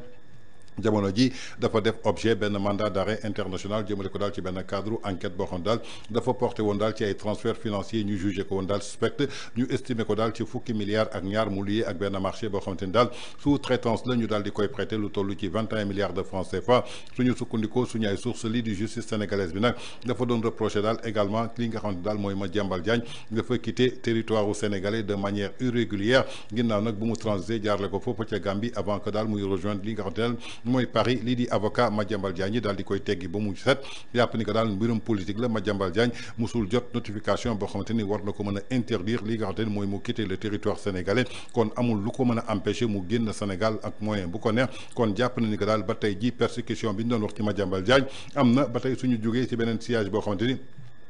lii di dossier bi nga xamante ni dafa soxal soxnaam ak ñaari doomam ñoo xamante ni ay majeur lañu ñu associé leen aussi ci biir société bi ñu tuddee STI Pharaon ginnaaw ñoom ñaar aussi dañ leen placé sous mandat de dépôt fii ci Dakar mu doon nag beneen percussion boo xamante ni nemmeekuwaat nañ ko ci dossier bi ginnaaw nag ay avocat Madiambal Diagne prouvé nañ daal justice française que ki nga xamante ni mooy Madiambal Diagne état bu Sénégal dossier bi dara lalu ko lu dul politique ndaxte dafa am benn haine boo xamante ni dafa am ci benn leaderu parti politique boo xamante ni daal daf ko am ci digganteem ak Madiambal Diagne moo tax mu bëgg a acharné wu ci moom la ko ci li nga xamante ni tey jii respecté wu ñu benn yoon li nga xamante ni mooy àqam ak yelleefam ginnaaw nag bi nga xamante ni moom maître Ousmane Thiam bi ko assisté nekk ci wetu cabinet d'avocat yi nekk foofa ca Paris moom Madiambal Diagne dafa contesté procédure bi jëmale ko daal ci défense am bi nga xamante ni ñi ngi pointé notamment ay irrégularités jëmale ko daal ci li nga xamante ni mooy mandat d'arrêt bi war noppi daal di soutenir benn retour boo xamante ni war nañ ko indi kii di Madiambal Diagne fii ci Ndakaaru dañ koy exposé jëmale ko daal ci benn procès boo xamante ni daal bu inéquitable la jëmale ko daal ci ay capture ak ay commentaires yoo xamante ne jot nañ ko jël en ligne ak ay vidéo yoo xamante ne tey jii dafa wane interpellation bu journaliste bi di Maïmouna Ndour Faye ak Babacar Fall ginnaaw nag bi nga xamante ni lii nga xamante ni mooy état bu Sénégal mënul garantir Madiambal Diagne lii di liberté d'expression wax xalaatam journaliste yi ko jotoon di jël arrêté leen à plus forte raison que Madiambal Diagne bi nga xamante ni moom lañ jox micro bi tey jii loolu yëpp dañ ko versé ci dossier bi pour jéem a attaquer li nga xamante ni mooy ay argument suñu sukkandikoo nag ci cour d'appel bi nga xamante ni daal moo nekk foofu ci tribunal bu Versailles le 25 novembre bi jëmale ko daal ci conformité bi nga xamante ni moom la état sénégalais daal di soxlu ci extradition jëmale ko daal ci ay convention internationale yoo xamante ni daal dafa garantir benn procédure ginnaaw nag verdict bi daal ñu ngi koy xaar le 25 novembre jëmale ko daal ci dossier bi nga xamante ni c'est hautement sensible mu doon daal ay éléments de preuve yoo xamante ni tey jii suñu sukkandikoo ci li nga xamante ni ay avocat Madiambal Diagne doot nañ ko teg donc daal prouvé nañ daal ci justice française que li nga xamante ni mooy dossier Madiambal Diagne dara lalu ko lu dul li nga xamante ni daal maanaam mooy politique ba noppi bëgg ko persécuter salfaañe ak xam ak yelleefam li nga xamante ni mooy justice française du nangu lu mel noonu. toujours dans votre acte du jour de ce 5 novembre 2025 sur VIP People TV suñ fa jógee dañuy des toujours ci kawu Madiambal Diagne dem seeti ji le journaliste chroniqueur analyste Socé Ndiaye biñ ko invité ci émission Ultimatum foofu ci Seneweb en tout cas def na une brillante pertinente et cohérente analyse jëmale ko daal ci dossier bi nga xamante ni moo soxal Madiambal Diagne ak autorité yu sénégalais yi dafa mel ni daal kii di Madiambal Diagne stratégie bi nga xamante ni daf ko laloon pour assurer défense am ni mu ko waxee woon bi mu génnee egg foofu ca France daf ko daal di réussir ba noppi daal di ral li nga xamante ni mooy état Sénégal état sénégalais Sénégal bi ay ndiggu sërëx yoo xamante ni muy benn piège boo xamante ni jot nañ cee dugg dama bëgg ñu déglu ji la brillante et pertinente analyse du chroniqueur analyste Socé Ndiaye ñu dellu si waat. dama jàpp ne li mu def la mu waxoon la rek dem France pour préparer sa défense dans la préparation de la défense nag daf ci am ay ndëgg sërëx yoo xam ne lal na ko mu jëm ci état bu Sénégal. ah bon. oui lépp c'est des pièges du ma ñëw ci li mu wax. d'accord parce que cité na un général boo xamante ne dama jàpp ne xëy na Madiambal yabul le général Birame Diop mais ba koy cité ci yoo xamante ne dëgg-dëgg ay waxu kese la parce que Madiambal man xamewuma ko di wax di sànni. donc loolu mooy benn. d'accord bi ci topp li mu wax ci affaire Sweet Beauté marché armement. marché armement confié à Ndeye Khady Ndiaye. loolu aussi yooyu ay wax loolu ñi ci war a enquêter. j'aurais bien aimé nag ba mu waxee loolu. ca suba ga ñu gis ay démenti formel wala sax ay plainte waaye ba tey jii man lii rëgguma fu Sweet Beauté démentiré parce que nag bu ñu la tuumaalee ci digg penc mi am na loo xam ne nag yaa ko mën a lijjantil sa bopp. yaay setal sa der bu jaree nga porter plainte bu jaree nga weddi ba mu set. bref loolu jombul. dinañ ci ñëwaat. incha allah mais li mu wax man dama jàpp ne Madiambal dafa am lu mu doon wut. te dëgg-dëgg am na ko. moo tax suba Aïda man li ma gëm mooy Madiambal kenn du ko extradé. ah bon. loolu laa gëm. lan la jot a am ci diggante bi ba suba bu taxawee kenn du ko extradé. xam nga Madiambal avant bi mu demee dañ ko entendre. placé ko sous contrôle judiciaire. boobu boobu déggoo Madiambal wax benn yoon. parce que bu waxoon rek. dafay xaawi war ma justice française kañ la Madiambal commencé wax mooy bi ñu dindee le contrôle judiciaire le même jour bi ñu ko dindee le même jour la taxaw ci buntu tribunal bi mook avocat am ne lii politique la waaw moom Madiambal mu waxu avocat am wax ko la ca topp mooy lan bëgg def émission pour donner sa version des faits foofu dama jàpp ne li ci Madiambal doon wut bëgg ko prouver à la justice française mooy gis ngeen sama réew mi may laaj. mënuma sax garantir une liberté d'expression ba may garantir un procès libre et équitable kon dama gëm ne argumentaire boobu la Madiambal doon wut. moom ak ses avocats te am nañ ko. parce que nag ay la yéwén ki nga xam ne garantie loo ko une liberté d'expression maanaam wax xalaatam est-ce que di nga ko mën a garantir un procès juste et équitable c'est une question mais c'est sûr que loolu. ces avocats dinañ ko exploiter bu baax a baax ci tribunal bi. ndax dégg nañ sax son avocat communiqué bi ñu génnee ci jour arrestation bi que ni nee nañ lii dinañ ko verser ci dossier bi. et bien avant ça. man mos naa def vidéo ne waa Pastef éviter leen di wax ci dossier Madiambal Diagne. surtout les voies autorisées de Pastef. parce que code de procédure pénale bu France dafa am lu mu wax ci wàllu extradition mi ngi nii boo bëggee mën naa la ko lire. ayca. nga baal ma rek. mën nga parce ko que réew mi yëkkati réew mi moom lépp lu ñu fi wax day leer. boo jëlee l'article 696-16 c'est une loi. code de procédure pénale bu France. nga xool l'article 696-4 daf ni l'extradition n'est pas accordée mu cité ay points 8 points boo xoolee point 2 bi daf ni lorsque le crime ou le délit a un caractère politique ou lorsque qui résulte des circonstances que l'extradition est demandée dans un but politique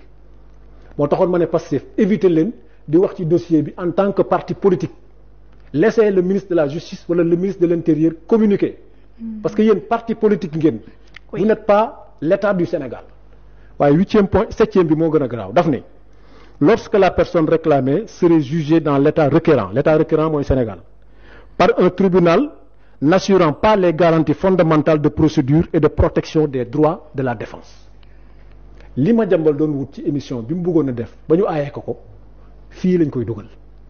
te li ma leer mooy ces avocats dinañ ko exploiter bu baax a baax parce que bis bu ñu demee ba mën a prouver devant la justice française que dossier bi dafa am un caractère politique su boobaa jàppal ni Madiambal Diagne kenn du ko extradé. dagg nañ ay signaux mu di bu 7TV ak bu TFM Babacar Fall ñu teg ci loxo ba noppi libéré ko acte yooyu noonu ci diggante bi ñu posé foofu jàngat ban nga ciy def. ba tey dafay dugg ci li ma la waxoon rek. oui gis nga ce qui s'est passé ak la façon bi ñu arrêté Maïmouna Ndour Faye. gis nga tous ces éléments là li ma leer mooy c'est déjà dans le dossier de Madiambal Diagne c'est entre les mains de ses avocats et ils vont l'exploiter demain man dama jàpp ne la meilleure façon bi état mënoon def mooy bañ a arrêter peut-être sa femme. bañ a arrêter ses enfants bañ a arrêter son marabout parce que Madiambal lañ doon seet. léegi nag bàyyi Madiambal aussi mu def ses émissions argumentaire boobu xam nga fan lay amee njariñ. bu ñu demee ba suba parce que suba on rappelle que procès bi mën na nekk public. ba pare l'État du Sénégal peut être autorisé à prendre la parole à l'audience demain. oui su boobaa état bi mënoon na ne gis ngeen kii naam man état maa ne soxla naa ko. waaye réew ma ma koy yóbbu. garantil naa ko déjà une liberté d'expression. gis ngeen ne mi ngi def ay émissions un peu partout. oui dérangé wu ma man état. parce que liberté d'expression la. ah foofu tam mën nañ fa sukkandiku. ni ma ko garantir ci liberté d'expression.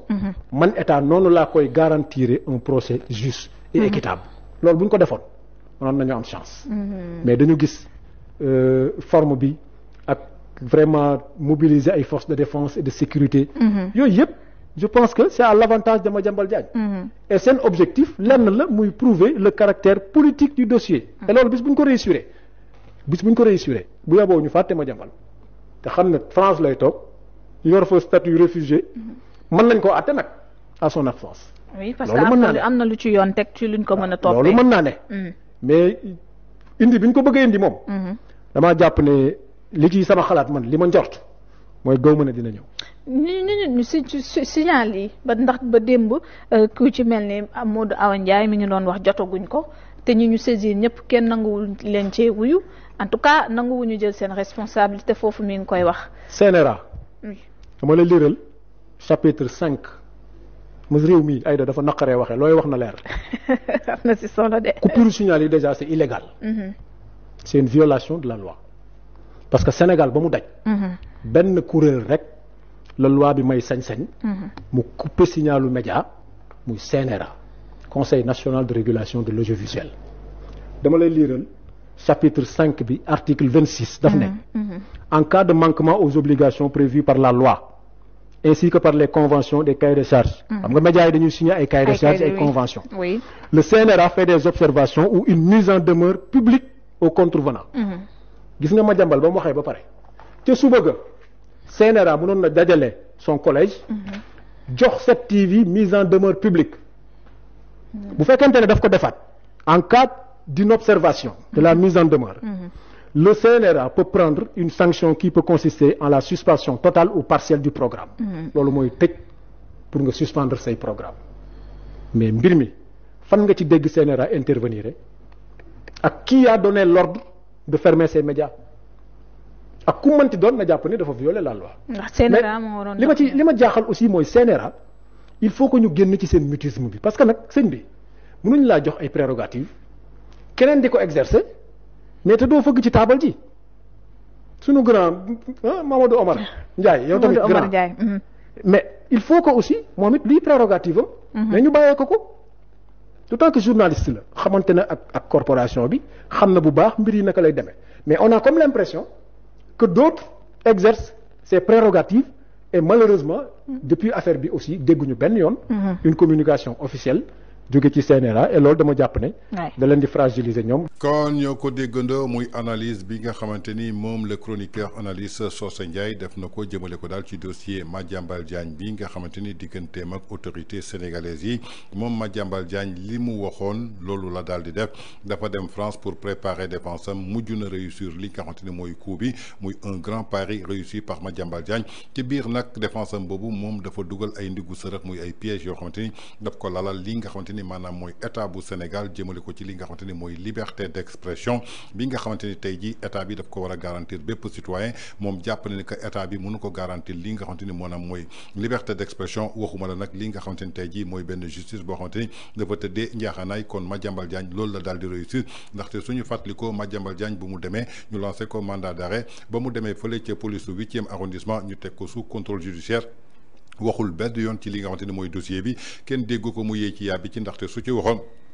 dafay violer li nga xamante ne mooy secret de l'enquête bi Madiambal Diagne mi ngi tàmbale wax keroog ba mu demee fële ca tribunal bu Versailles ñu teggil ko li nga xamante ni mooy contrôle judiciaire bi ki ngoon si la def émission ak ki nga xamante ne mooy Maïmouna Ndour Faye te gis nañu lu ci topp Maïmouna Ndour Faye dañuy gis ay gendarme def éruption foofu nga xamante ni tey ji mooy ca biir locaux yi nga xamante ni moom la doon defee émission bi ñu xëy jàpp Babacar Fall ñoom ñëpp ñu yóbbu leen placer leen en garde à vue loolu ret dool na ay pièces à conviction yoo xamante ni Madiambal Diagne da koy jël dugal ko daal ci li nga xamante ni mooy dossier jébbal koy avocat ñu daal di koy won li nga xamante ni maanaam mooy justice française ba noppi ñaari doomam yi nga xamante ni tey jii jàpp nañ leen ak soxnaam bi nga xamante ni jotewuñu ci dara loolu yëpp ba ci sëriñam bi nga xamante ni tey jii dañ ko arrêté dafay wane ni que daal benn dossier politique la moo nekk ci biir ndaxte Madiambal Diagne piège boobu la bëggoon teg na ko état bu Sénégal kon nag tey jii lu gën a ëpp chance mooy Madiambal Diagne lu ëpp chance à 98% lii di extradition gëmuma mu daal di am fii nga xamante ni mu ñu indi ko ci Sénégal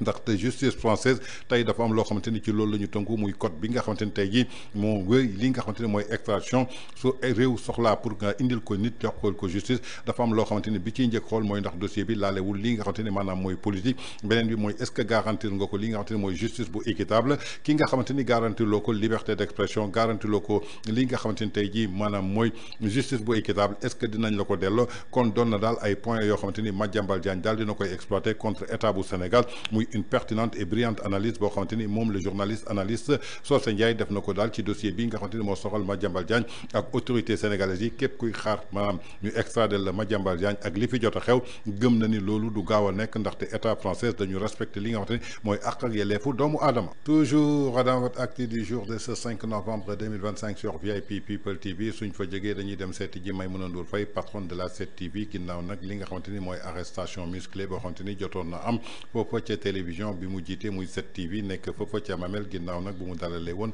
Madiambal Diagne ci benn entretien boo xamante ni jamono juñ koy diffuser la ñu gis ay gendarme def ay éruption foofu nga xamante ni mooy ca locaux yi ba noppi daal di koy yóbbu fanaan loo ko fële nga xamante ni mooy ca gendarmerie bu Ouakam ñu jébbal ko li nga xamante ni mooy parquet ñu mujj ko libéré ci biir loolu nag moom Maïmouna Ndour Faye dafa daal di pointe du doigt kii nga xamante ni mooy Bamba Cissé di ministre de l'intérieur bi nga xamante ni tey jii yéeneew ko woon dara lu dul kaso ndaxte chef d'accusation yi moom moo ko teg ci koom lu ko waral nag dafa may kàddu yoo xamante ni moom Maïmouna Ndour Faye daf ko yëkkati woon teg ko ci Bamba Cissé ñaari weer ci ginnaaw dafa mel ni kàddu yooyu moo neexul Bamba Cissé moo taxoon mu bëgg a fayu ci ki nga xamante ni mooy Maïmouna Ndour Faye nañu déglu ji les révélations de Maïmouna Ndour Faye dellu si waat. Et puis qui choisit le chef d'inculpation yooyu c'est pas le procureur hein ki ko choisir ku bon la kooku daf la bëggoon tëjlu parce que ay atteinte à la sûreté de l'État ay atteinte à l'autorité de la justice mais da ngay dem instruction c'est-à-dire j'en reviens à Bamba Cissé peut-être que dafa am rancune bu mu bëgg a assouvir mais Ousmane Sonko moo dugal Bamba Cissé ci gouvernement au nom de Ousmane Sonko Bamba Cissé mu ngi ciy wut tur au nom de Ousmane Sonko mu ngi wut des alliances lépp lu Bamba Cissé def Ousmane Sonko la ñu ko imputé bu ko defee coobare boppam mbaa mu def ko ak zèle Ousmane Sonko la ñu ko imputé que Ousmane Sonko sache que la facture politique des agissements du ministre de l'Intérieur elle sera très salée pour lui ñii muy déguerpissement yi muy def defuñu ko dans les règles de l'art respecté wuñu les droits des gens c'est son électorat ce sont ces jeunes-là qui ont voté pour lui li ma def image du Sénégal la yàq le monde entier en a parlé voilà il a fait mal au Sénégal moi il m'a pas fait mal il a fait mal au Sénégal il a fait mal à la liberté de presse Sénégal ranking yu muy am yëpp à l'étranger dañ doon intégrer li nga xam ne moom mooy la démocratie la cohésion sociale la liberté de la presse que Ousmane Sonko sache que à son nom ce monsieur-là est en train di yaatal li nga xam ne moom mooy c'est son univers mais au moment du choix décisif il ne le choisira pas. Il ne le choisira pas mooy lan. Au moment du choix lâcher Ousmane Sonko au moment du choix décisif il ne le choisira pas parce que Bamba Cissé c'est le type de personne yi nga xam ne sur l'autel de leurs ambitions ils sont prêts à sacrifier tout le monde même les amitiés. Vous semblez bien le connaître même. Babacar Fall waaw comme ñun ñu def ñun presse bi Bamba Cissé il a utilisé la presse pour se faire connaître. C'était l'avocat le plus c'était l'ami des journalistes. Aujourd'hui qu'il s'est fait connaître et que grâce à cette presse là mu nekk ci Ousmane Sonko ba ñu ràññee ko ba jox ko poste lan la def toroxal ñaari journaliste man moom amuñu rapport voilà familier man liggéey rek laay wax ak moom laa doon wax ak moom jeex na. Mais est-ce que xam nga Bamba Cissé ak Babacar Fall se connaissent très bien dañoo bokk ay jotaay ça fait plus de 15 ans dañuy demalante am na sax ku si teg ne ma dañ daan añ restaurant Galar à la Médina mais lan la def Babacar Fall tu as vu la violence avec laquelle Babacar Fall a été mis aux arrêts ça veut dire que moom bu ñu nee républicain la du républicain c'est un carriériste je le dis et je l'assume pour clore sur Bamba Cissé rek lenn laa koy wax man la bëggoon a humilier dafa bëggoon a utiliser son pouvoir et son bras armé pour daanu sama kaw boo yoree loxo état waruloo am rancune di ko utiliser pour daanu ci kaw citoyen bi il a fait déjà beaucoup de dégâts moom nag man xam naa ne du ma xaritam mais moom tamit na xam ne man du sama xarit leer na Maïmouna l'affaire kon ñoo ko déggandoo muy kàddu yoo xamante ni Maïmouna Ndour Faye def na ko jamono ji Sénégal dañ doon dégg procureur mooy autosaisirul chaque fois mais jàppal ni que arrestation procureur autosaisirul benn yoon kii autosaisirul du kenn ku dul le ministre de l'intérieur di Bamba Cissé bi nga xamante ni avocat la jeexoon fii di défendre kii di leader u parti Pastef doonoon avocat boo xamante ni ñëpp ko nawoon journaliste yëpp mu nekkoon seen xarit mais depuis que mu dugg ci li nga xamante ni mooy défendre leader u parti Pastef moom Bamba Cissé dafa daal di changer casquette kenn xàmmeetu ko moom Maïmouna Ndour Faye loolu la ko waxoon ñaari weer ci ginnaaw xëy na kàddu yooyu nag moo ko neexul moo tax tey jii mu jéem a dugg daal ci li nga xamante ni mooy gardam ba jéem ko humilier ndaxte nee na chef d'accusation yi nga xamante ni teg nañ ko ci ndoddam ki ko teg ci kawam du kenn ku dul nit koo xamante ni dafa bon yéeneew ko woon dara lu dul kaso ndaxte atteinte à la sûreté de l'État et à une autorité judiciaire loolu mooy ay chef d'inculpation yoo xamante ni soo sàgganee instruction nga jëm te ay atu kaso xaj na ci kon loolu la ko yéene woon jëmale ko daal ci benn émission boo xamante ni àqam ak yelleefam moo ko may ak liggéeyam mu daal di koy def kon jàpp ne que daal lii nga xamante ni def nañ ko yoonu procureur nekku ci du dara lu dul benn justice des vainqueurs bi nga xamante ni bërki démb docteur Abdourahmane Diouf wax na ko moom Bamba Cissé di ministre de l'intérieur sàkku ko ndaxte ba tey ji ñi ngi daal kan moo joxe ordre pour que ñu arrêté Maïmouna Ndour Faye kan moo joxe ordre pour que ñu arrêté Babacar Fall ba tey jii gisuñu ko ndaxte procureur saa yu autosaisiroon nga ñëw ñaari chef d'accusation yi nekk ci son ordre jàppal ni que placement sous mandat de dépôt ngay ne waaye gis nañu Maïmouna Ndour Faye nu mu duggee parquet ak nu mu génnee benn la kon jàpp ni que daal am na beneen loxo bu nekk ci ginnaaw accusé wul kenn nag ku dul kii nga xamante ne daal mooy le ministre de l'intérieur di Bamba Cissé. Toujours dans votre actu du jour de ce 5 novembre 2025 sur VIP People suñ fa jógee dañuy seeti ji le chroniqueur Ahmed Ndoye nekk foofa ca émission yor bu Sen TV ginnaaw nag bi nga xamante ni dañ ko convoqué woon jëmale ko daal ci benn vidéo boo xam daal defoon na ko ci plateau Sen Teranga après bi nga xamante ni kii di leaderu parti Pastef di président parti yëkkati woon na daal ay kaddu daal di koy fësal le 25 octobre bi ñu génn jëmale ko daal ci benn terrain meeting bi mu doon woote ak noppalu bi nga xamante ni moom la doon def Ahmed Ndoye daal di koy tontu en tant que un acteur politique ci biir loolu nag dañ ko daal di convoqué fële ca section de recherche bu fédère ba ginnaaw nag bañ ko convoqué foofu daal di koy placé en garde à vue jébbal ko procureur mu bénéficier wu retour de parquet ginnaaw loolu mu bénéficier 2 fois retour de parquet démb nag bañ ko jébbalee kii nga xamante ni maanaam mooy le doyen des juges d'instruction kii di Ahmed Ndoye dañ ko mujj placé ci lu nga xamante ni mooy bracelet électronique may ko liberté provisoire jamono ji nañu déglu ji avocat Maître El Hadji Diouf ginnaaw nag bi nga xamante ni waxtaan nañu ak ki nga xamante ni maanaam mooy juge bi ak li nga xamante ni moom procureur sàkkoon na ko pour que ñu yóbbu Ahmed Ndoye fële ca kaso bu Rebeuss mu toog xaarandi nañu déglu ji Maître El Hadji Diouf dellu si waat. waaw loolu dëgg la ñu ngi nii soo diggéen ci bureau doyen des juges d'instruction bu tribunal grande instance de Dakar bi mu dégloo sommairement rapidement Ahmed Ndoye nee na da koy bàyyi mu dem ak bracelet électronique du ko yóbbu prison donc procureur moom demandé woon mandat de dépôt mooy ñu jébbal prison bi Ahmed Ndoye tëj ko loolu la procureur ñaanoon mais juge bi ginnaaw mu déglu Ahmed Ndoye déglu ay avocat am man ak sama naataango maître Alassane Diallo ñun ñaar bi ñu déglu ba pare mu ne li ñuy wax ñun doy na ko pour mu bàyyi ko may ko liberté provisoire alors avec bracelet électronique ñu di ci sant yàlla bu baax ndax xam nga prison neexul nga yore njaboot yore jabar yore ay ñeenti doom te Ameth Ndoye moom du dellu ginnaaw jàmbaar la joo xam ne moom li mu gëm lay wax te wane na ko encore ci kanamu juge bi vraiment sant yàlla rek bi juge bi seetee ni Ameth warul dem prison mu ne ko yow dama lay bàyyi nga dem mais dama defal bracelet loolu nag defe nañ ni sant yàlla. kon ñoo ko déggandoo muy révélation maître El Hadj Diouf bokkoon ci avocat yi doon défendre kii nga xamante ni mooy le chroniqueur Ameth Ndoye bi nga xamante ni bu mu bénéficié 2 fois retour de parquet démb bi nga xamante ni jàkkaarloo na kii nga xamante ni mooy juge d'instruction bi mujj na ko placé sous bracelet électronique may ko li nga xamante ni daal mooy liberté provisoire ginnaaw loolu nag kii di maître El Hadj Diouf en tout cas li mu sàkkoon daal moom mi nga xamante ni mooy procureur mooy ñu daal di koy yóbbu fële nga xamante ni mooy ca mandat de dépôt mu daal di xaar instruction comme Abdou Nguer Badara Gadiaga waaye juge d'instruction bi dafa mujj inculpé ki nga xamante ni mooy Ameth Ndoye pour benn délit boo xamante daal dañ ko jàppee offense à une personne exerçant tout une partie du prérogative du président de la République muy ki nga xamante ni moo topp ci ginnaaw Diomaye ak diffusion de fausses nouvelles contrairement nag ak li nga xamante ni parquet moom la bëggoon daal muy benn mandat de dépôt boo xamante daal suñu sukkandikoo ci réquisitoire bi introductif dafa daal di sukkandiku daal décider daal di placer ki nga xamante ni mooy Ameth Ndoye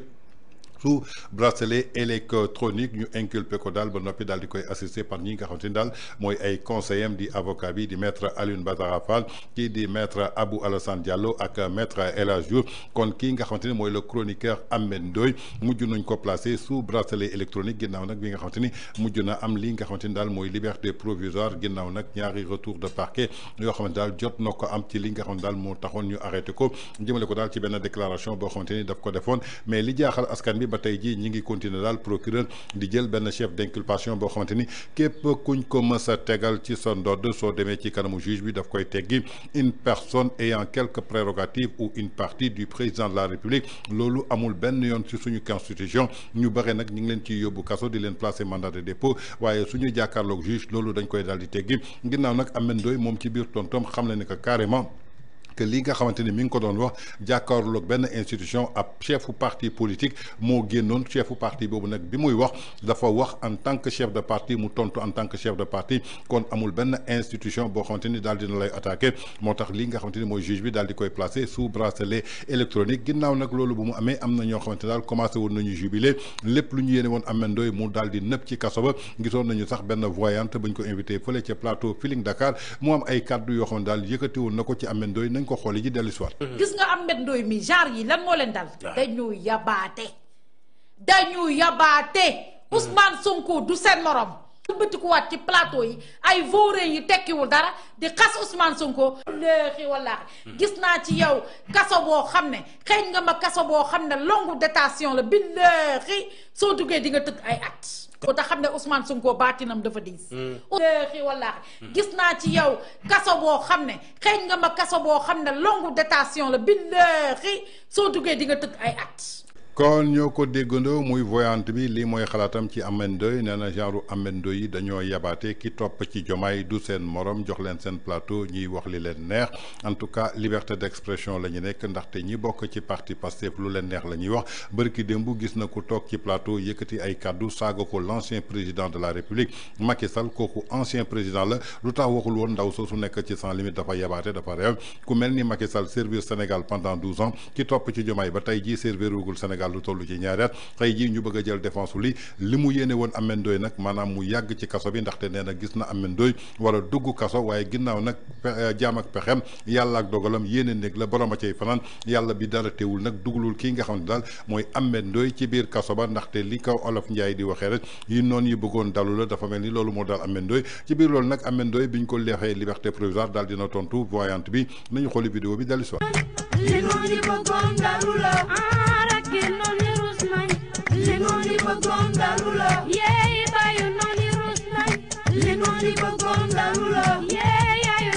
kon ñoo ko déggandoo muy li nga xamante ni Ameth Ndoye ginnaaw bi ñu ko placé sous bracelet électronique may ko liberté provisoire dafa mel ni vidéo bu gàtt bi mu def moom la tontoo ñi nga xamante ni mooy ay noonam bokk ci parti bi di Pastef wax bu ñaaw bu nekk yëkkati nañ ko teg ko ci kawam teg nañ ko ci ndoddam won nañ ko méchanceté won nañ ko haine ki nga xamante ni mooy voyante bi moom ay pétawam dañ ko daal di nax ndaxte ne woon na gis na Ameth Ndoye daal ci biir kaso bi waaye juge d'instruction bi nee na ko li nga wax baaxul ndaxte man Ameth Ndoye gisuma ko ci kaso bi ci bracelet électronique laa ko daal di gis moo tax mu bàyyi ko mu daal di libre ndaxte tey jii li nga xamante ni teg na ko ci ndoddu Ameth Ndoye wërki démb Azora Fall fii la taxaw yëkkati saaga ndey saaga ko le président de la République Bassirou Diomaye Faye et pourtant génnul woon def sortie bi et pourtant mën nañu jàpp ni que li Ameth Ndoye wax jëmale ko ci kii nga xamante ni moo topp ci Diomaye moo ko gën a doon institution mooy chef suprême de la nation et pourtant yëkkatiwul woon kàddu boobu kon yaakaar naa ni ñu bëre ñi ngi wax dara taxul ñuy wax dañu bëgg a neexal nit wala di wax loo xamante ni maanaam yëfi naa fay xala en tout cas li am solo ba am solo Ameth Ndoye dañ ko placé sous bracelet électronique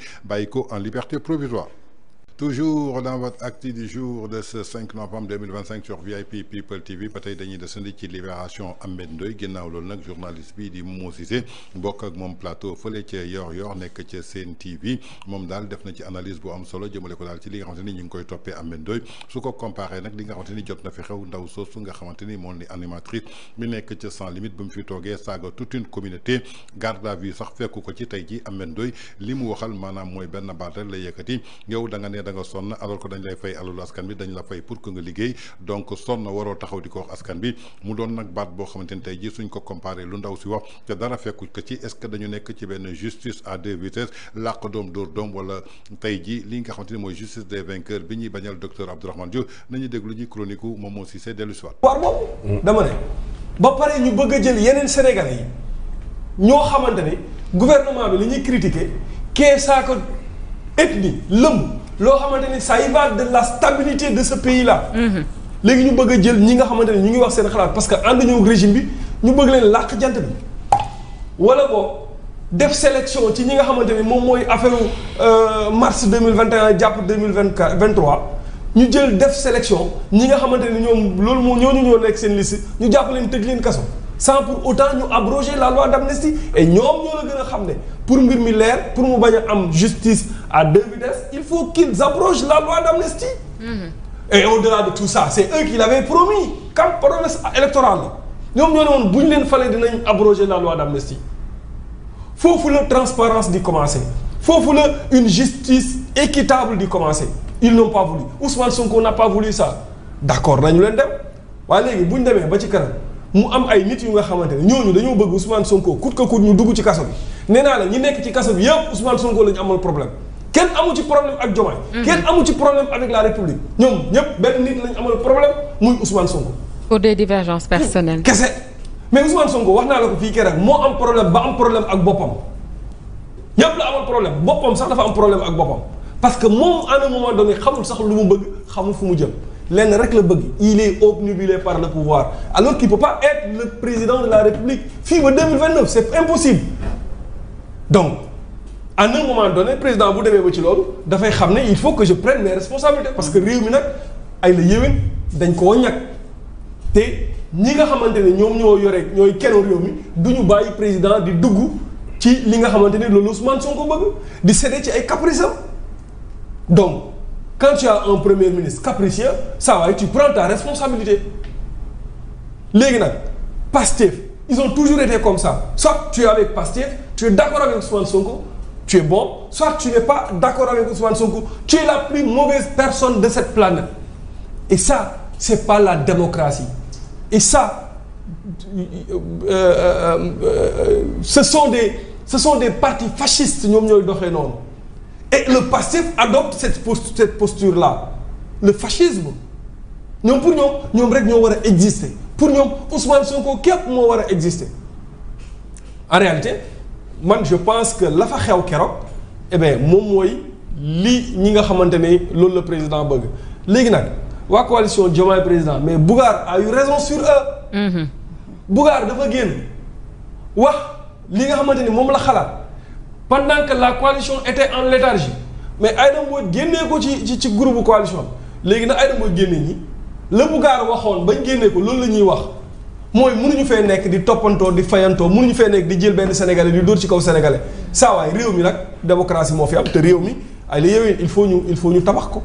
loolu moo fi am. kon ñoo ko déggandoo muy réaction à chaud bi nga xamante ni le journaliste Momo Cissé def na ko ginnaaw interpellation Ahmed Ndoye di chroniqueur bi nga xamante ni dafa critiquer benn leaderu parti politique donc le critiquer ñu war ko yóbbu takkal ko li nga xamante ni mooy bracelet électronique ginnaaw nag ki nga xamante ni dafa toog ci plateau daal di saaga askanu lëm nga xamante ni mën na indi li nga xamante ni mooy déstabilité jëmale ko ci li nga xamante ni tey jii mooy réew mi ndaxte askanu alpulaar la saaga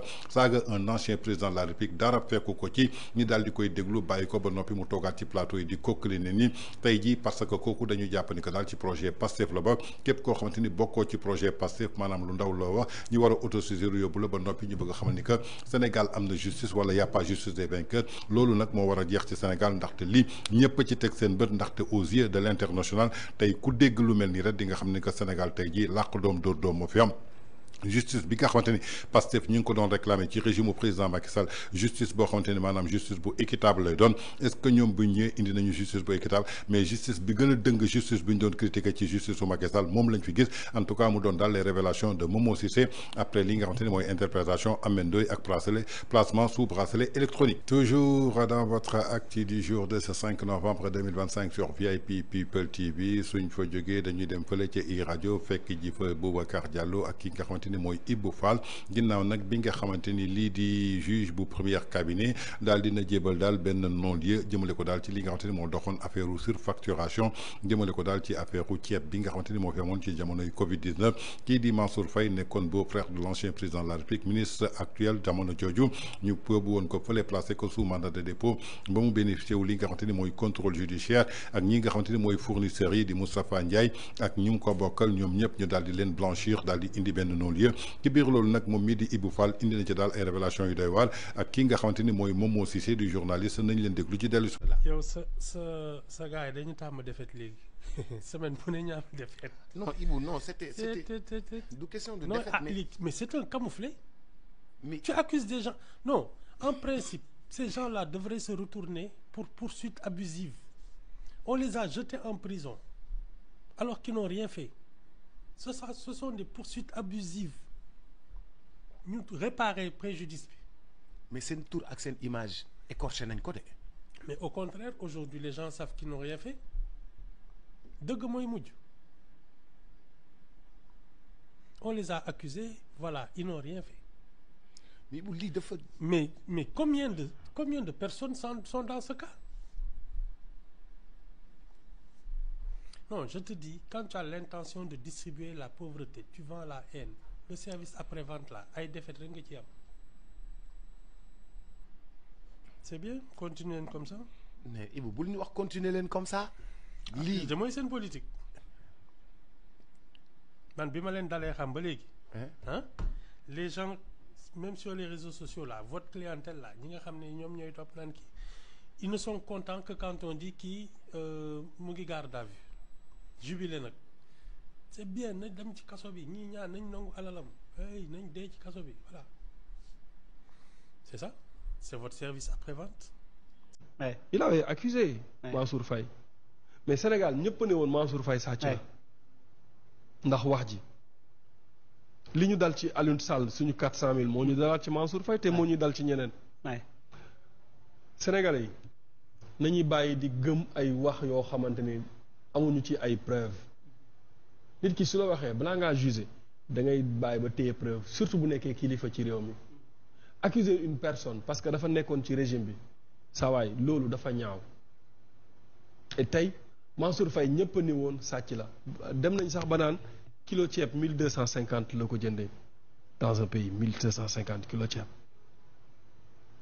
tey am na tey ñi nga xamante ne ñoom la ñu accusé loolu ñëpp am nañ non-lieu et non-lieu bi ñooñu bu ñu ko amee Mansour Faye day am non-lieu cela veut dire que Mansour Faye lañ ko doon tuumaal du début à la fin dara du ciy dëgg et ce dossier de Covid-19 là ñi liiru rapport bi rek rapport Cour des comptes rek ñooy tiit ci ministres yi mais rapport Cour des comptes bi mënuñ cee tëj benn ministre ci dossier force fond Covid-19 bi te loolu yàgg naa ko wax Ousseyn mais soo waxee ñu ne la non mais lii réalité mooy ñi ñuy jiiñ détournement rapport yi ñuy def ci ñoom daf leen di tuumaal kese tuuma kese la mais buñ la tuumaalee mais nan nit ñuy respecter présomption d'innocence te yàlla tax nañuy respecter présomption d'innocence gis nga bu ñu respecté wul présomption d'innocence dinañu dëkk ci gàcce bi Mansour Faye Marème Faye ñëwee ne dañuy joxe caution ñëpp ne non caution bi waaw kon sàcc la moo tax ñu cautionné Wally Seck ñëpp ne non sàcc la moo tax mu cautionné Aliou Sall cautionné ñu ne non sàcc la moo tax mu cautionné c'est vrai que man suñ ma épinglé woon ci benn rapport wala ñu woo ma ñu ne ma cautionnel su ma amee lu ma cautionné sax du ma cautionné pour ma dignité moi du ma man du ma cautionné et je suis contre les cautions man mais loolu droit la bu la yoon may mais nañuy bàyyi di taxer nit ñi de sàcc alors que justice waxagul ne diw sàcc la kaaw Madiambal Diagne bi dinañ ci rus trop. Ah bon? Oui, on parlait de 21 milliards. Tey on parle de 10 milliards am na ñoo xam ne il parle d'1 milliard. dinañ ci rus parce que rapport pour mu tudd la dafa yomb te rapport bi bu la tuddee waxul ne yaa def wala defoo justice kese mooy wax ne yaa def wala defoo tey justice nee na Mansour Faye ak ña ñu àndaloon ñëpp dañoo weex tàll sàcc ñu te nag Mansour Faye waxoon naa ko dinaa ko waxaat ministre Macky Sall yëpp Mansour Faye moo ci gën a jub régime Macky Sall de 2012 à 2024 Mansour moo ci gën a jub maintenant Mansour laa gis bi régime bi pare mu def déclaration de patrimoine sortant yóbbu ko OFNAC maintenant Mansour laa gis mu def ko jamono boobu amul keneen loolu waaw loolu ku jub du ko def ku jubul du ko def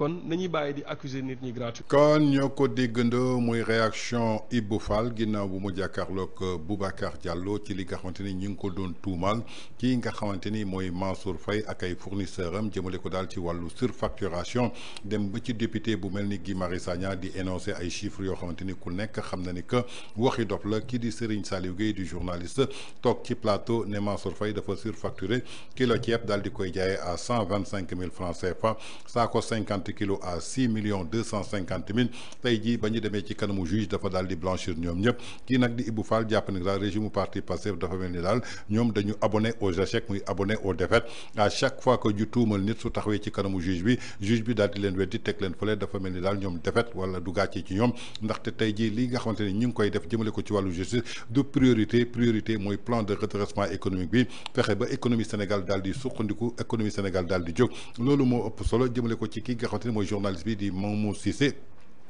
bi ñu tuumalee Mansour Faye képp koo xamante ni sénégalais nga jàpp ni nga daal Mansour Faye ab sàcc la dafa sàcc alalu askan bi lépp lu ñu joxoon pour ñu jox ko ci Covid-19 ñu bëri sax jàppoon nañu 1000 milliards yëpp Mansour Faye moo ko daal di lekk loolu ba kañ nag dafa war a jeex ndaxte ñii nga xamante ni mooy waa Pastef à chaque fois dañuy yàq deru nit alors que fi ñuy yàqee sa der ak fi ñu lay setalee est-ce que niñ lay setalee ñoom dañuy jëlaat information daal di koy relayer ba nga xamante ni fi ñu yàqee woon fa der egg nga fa donc lii ba kañ donc dafa jot tey jii ñu dakkal li nga xamante ni mooy yàq der réew kenn du ko jiite ci yàq der réew kenn du ko jiite ci manipulation réew kenn du ko jiite ci discours populiste tey lu ne gàññe mi ngi taxaw ci seen kanam emploi des jeunes chômage yaa ngi fii tey jii li nga xamante ni mooy dund bu cher baa ngi fii lii di inondation yi mi ngi fii feebar faju mënatul am ci Sénégal je crois que loolu mooy priorité mais bëgg a masquer li nga xamante ni mooy seen incompétence ak seen échec bëgg ko teg daal ci ay révélation et à chaque fois que ñu jàkkaarloog juge yi daal di libéré ñooñu parce que ñooñu ñu indépendant la ñu amul kenn ku leen di naan xoolal fii wala bul xool fii ñi ñu mën a xoolloo foofu rek ñooy jàpp ni ñi di leen yóbbu ci kaso di leen tuumal kon loolu dafa war a jeex fii muy li nga xamante ni mooy non-lieu bi nga xamante ni jot nañ ko teg daal ci ndoddu Mansour Faye ak ñi nga xamante ni ñooy fournisseur toujours dans votre acte du jour de ce 5 novembre 2025 sur VIP People TV suñ fa jógee dañuy dem seeti ji le chroniqueur l'opinion libre Pape Matar Diallo ci télévision Walfadjri ginnaaw nag bi nga xamante ni réew mi ngi ci ay jafe-jafe yu doy waar réew mi ngi ci dund bu cher réew mi ngi ci chômage boo xamante ni foo ko natt foofu la yem réew mi ngi ci parents d'élèves yoo xamante ni mënuñu inscrire seen ay doom jamono jooju ki nga xamante ni moom la ñu dénk gouvernement bu Sénégal nee na dafay woote daal li nga xamante ni mooy terra meeting ba ñuy ciy amal daal ay bernde nationale alors que jamono ji am na ñoo xamante ni suñu añee duñu reer am ñoo xamante ni suñu xeexee duñu ndekki moom Pape Matar Diallo nag daal dina attaqué sévèrement ki nga xamante ni mooy leaderu parti Pastef jëmale ko daal ci li nga xamante ni mi ngi koy woote donc ce qui veut dire que askan bi ñoru ko moom daal jàppee na ko daal benn gàcce la daal boo xamante ni dañ ko gis jamono ji Pastef bëgg a donc di feetu jamono ji nga xamante ni tey ji askan bi ñi ngi daal di souffrir tey ji suñu sukkandikoo ci chômage massif bi misère boo xamante ni bu silencieux la jeunesse bi nga xamante ni dañ leen abandonné alors que sénégalais yi ñi ngi xeex suba ngoon guddeeg bëccëg pour suivre gouvernement bi di préparer benn meeting comme li nga xam daal mooy réew mi tey jii dafa nekk ci urgence sociale jàpp ne que daal loolu gàcce la tey jii lu toll ni que Pastef toog di feetu jamono ji nga xamante ni seen peuple ñu ngi souffrir mu doon ay images récentes yoo xamante ni gis nañ ko ci ay fil yu interminable jëmale ko daal ci ay jeunes yoo xamante ni ñu ngi yor seen CV jëm ci ki nga xamante ni maanaam ab xeesal lay defar daan soxla juróomi employé ñi gis fa lu toll ci ay 1000 personnes ñëw taxaw ci buntu bi loolu rek war na jox signal li nga xamante ni mooy gouvernement bi xam ne ni que dëkkam su neexoon tey jii ndawam yi duñu wëri nii ki nga xamante ni mooy Jojo Gross ci kanamu benn boutique boo xamante ni daal ab xeesal lay def jëmale ko daal ci ay faits divers yoo xamante ni amul benn yoon li nga xamante ni tey jii mën nañ ci seetu mu doon daal benn drame national donc gàcce bi nga xamante ni tey jii Pastef war nañ ko xam waruñu xalaat benn yoon di toog di feetuwu lii di chômage bi nga xamante ni tey jii doon na loo xamante ni benn donnée abstraite la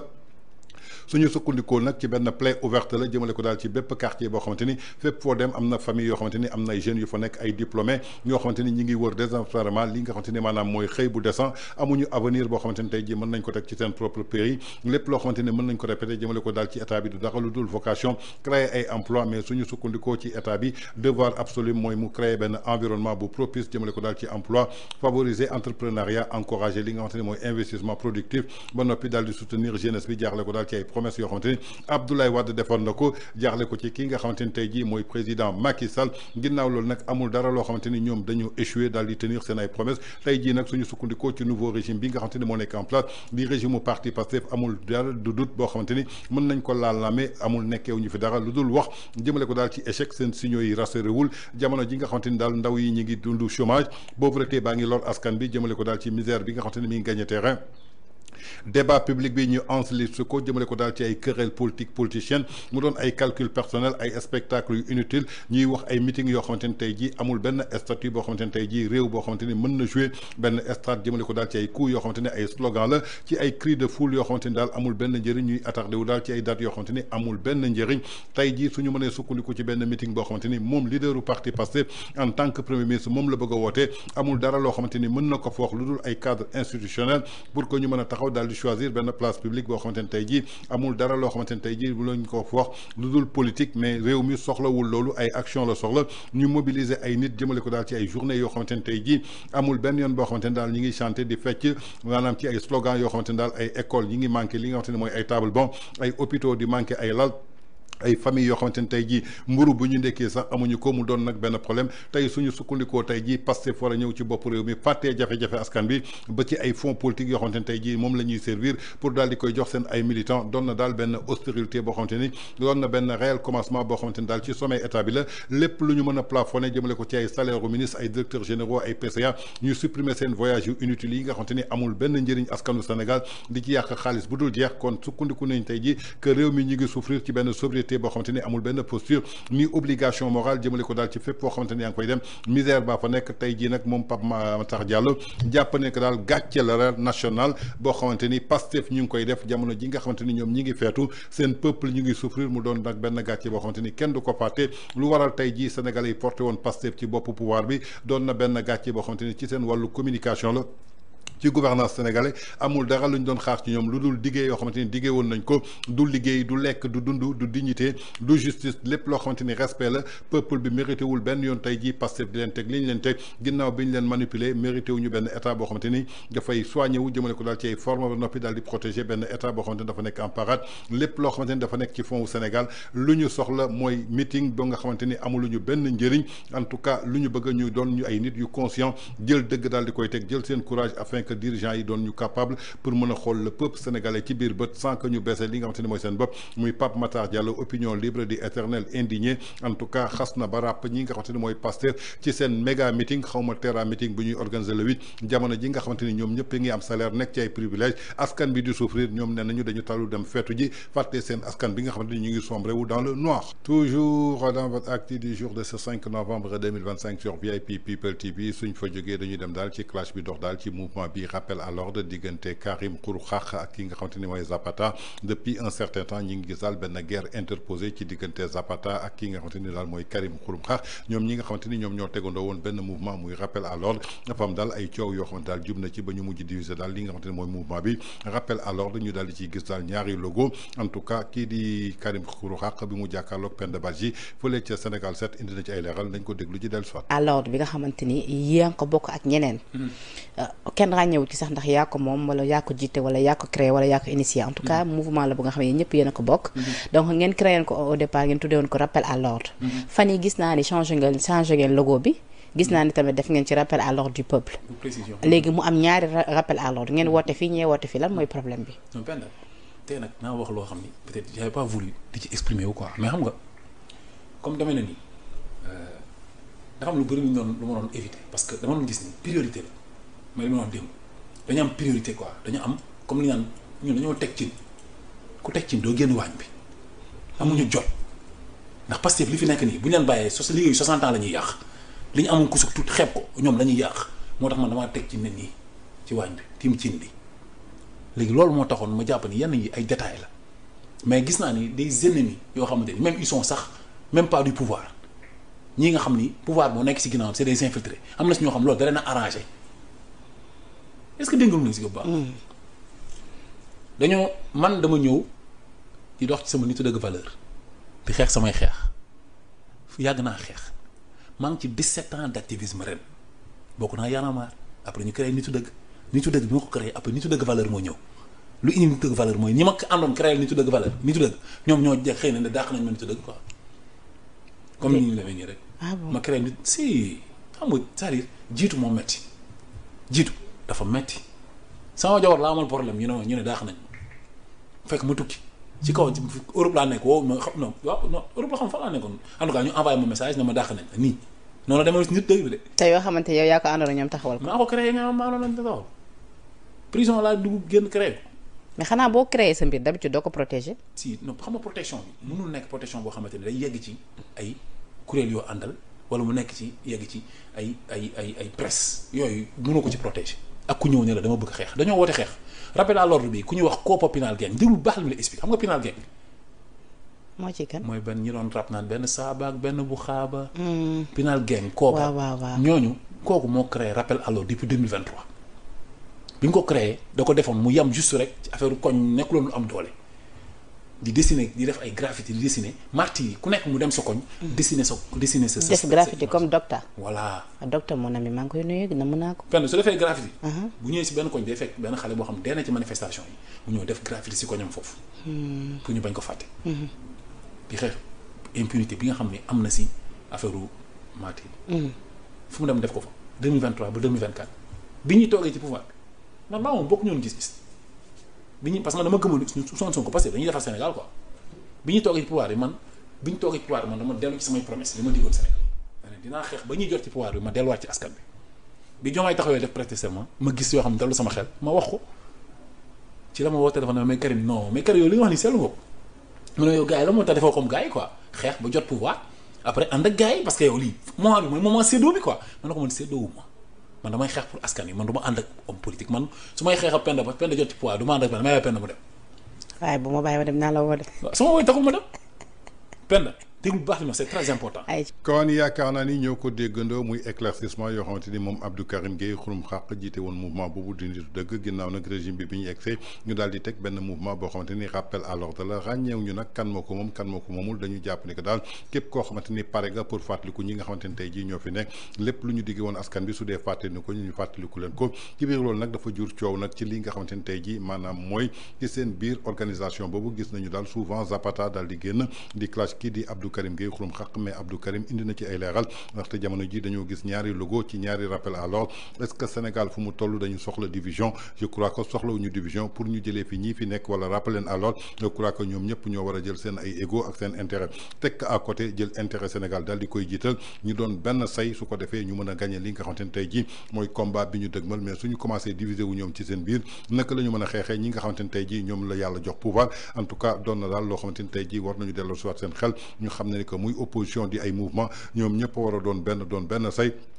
ku ci nekk fàtte sa intérêt jiital Sénégal su ko defee nag ñu mën a réussir li nga xamante ni mooy seen combat. Toujours dans votre actu du jour de ce 5 novembre 2025 sur VIP People TV suñ fa jógee dañuy dem ci ay propos déplacés, des propos irresponsables, des propos yoo xamante ni amul benn orme amul benn respect yoo xamante ni mi ngi rotee ci làmmiñu Guy Marius Sagna jëmale ko daal ci président de la République Bassirou Diomaye Faye ginnaaw nag bu mu ko tuumalee daal doon benn président de transition ki nga xamante ni tey jii amul benn légitimité jiite benn mandat bu 5 ans. dañ ko tegoon daal foofu ca bopp ja pour que quelque temps rek mu daal di démissionner joxewaat li nga xamante ne mooy pouvoir bi journaliste bi di chroniqueur analyste Socé Ndiaye moom it def na ci une brillante analyse ba noppi daal di recadrer sévèrement ki nga xamante ne mooy Guy Marius Sagna à chaque fois que mu yëkkati làmmiñam daal ay toj lay wax Guy Marius Sagna dafa mel ni ab noonu Sénégal la ndaxte ku bëgg a Sénégal am nay kàddu yoo xamante ni su dee dafay diviser waroo ko yëkkati ci boppu askanu Sénégal nañu déglu ji Socé Ndiaye dellu si. salaamaaleykum Sénégal jàngatu tey bi mbokk yi dafa jëm ci déclaration polémique bi Guy Marius Sagna def fan yi Walfadjri dinaa la tegal ñetti vidéo ci jàngat bi ñaari vidéo yi vidéo Guy Marius Sagna la vidéo bi mujj nag vidéo président de la République Bassirou Diomaye Faye la parce que wax ji dafa am fu ñu tase Guy Marius Sagna nag ma jàpp ne xëy na mbaadu dafa nekk ba léegi di douter ci légitimité wala légalité wu président de la République Bassirou Diomaye Faye parce que bu ngeen fàttalikoo yàggul dara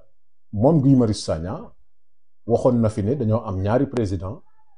un président légitime et un président légal loolu aussi ba mu ko waxee jur na coow c'est le même Guy Marius Sagna moo ñëwaat fàttali benn proposition bu mu defoon boo xam ne jur na coow parce que xëy na comme proposition la boo xam ne wax na ko te kenn retenir ko ñu bari jàpp ne mënoon naa ñàkk mu ciy ñëwaat parce que lu yokk xar mi karaw képp la lan la proposé ñu déglu suñu premier extrait ma soog a ñëw jàngat ko. dama ne woon ñi ñuy jël nañ leen jël bu yàlla defee ñu nekk candidat bu yàlla defee ñu fal leen président de la République d'accord nañ leen na leer nañ ci ne. c'est pour 6 mois 8 mois 12 mois wala 1 an et demi. d'accord. point. Gérer les affaires urgentes. mais corriger li nga xam ne moom la ñu war a corriger ci biir loolu bépp xeetu tappale boo xam ne moom la ñu def pour tere Ousmane Sonko nekk candidat. wala ku mel ne moom. voilà ak ku mel ni moom. ñu dindi ko ñu corriger ko. ma jàpp ne nag c'est une idée dangereuse impopulaire et irréfléchie heureusement que ça n'a pas été retenu parce que nag ay la yéwén Sénégal tollul ci instabilité bu tax ñu naan un président de transition parce que réew yi am président de transition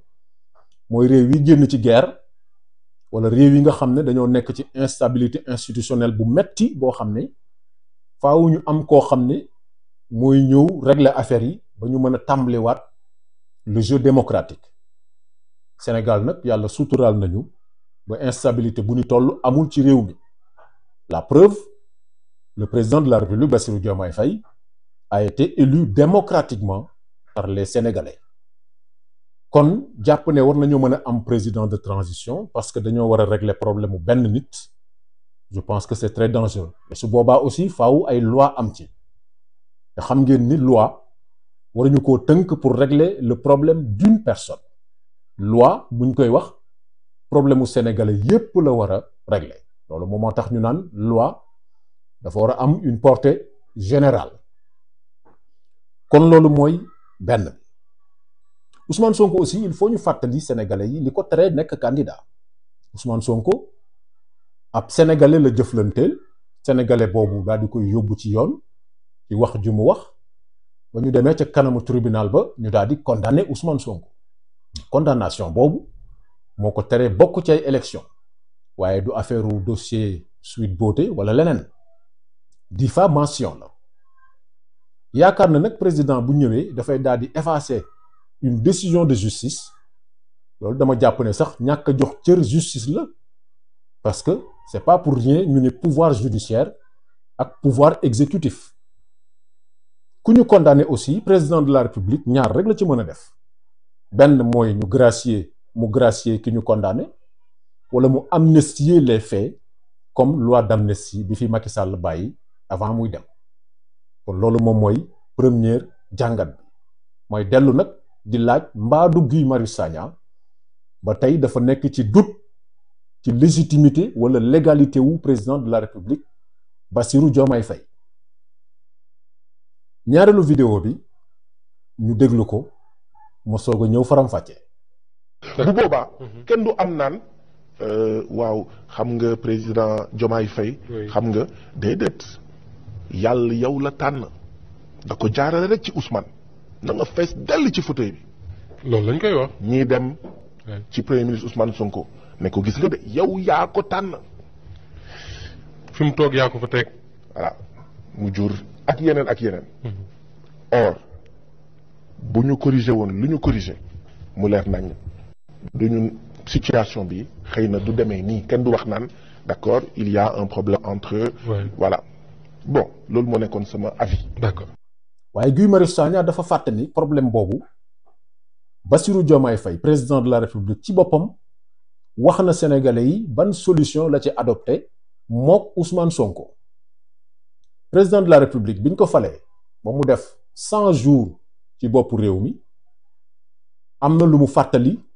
bi ñu nekkee ci prison bi moom ak premier ministre Ousmane Sonko. le premier ministre du woon sama xarit ah du woon sama xarit de déedéet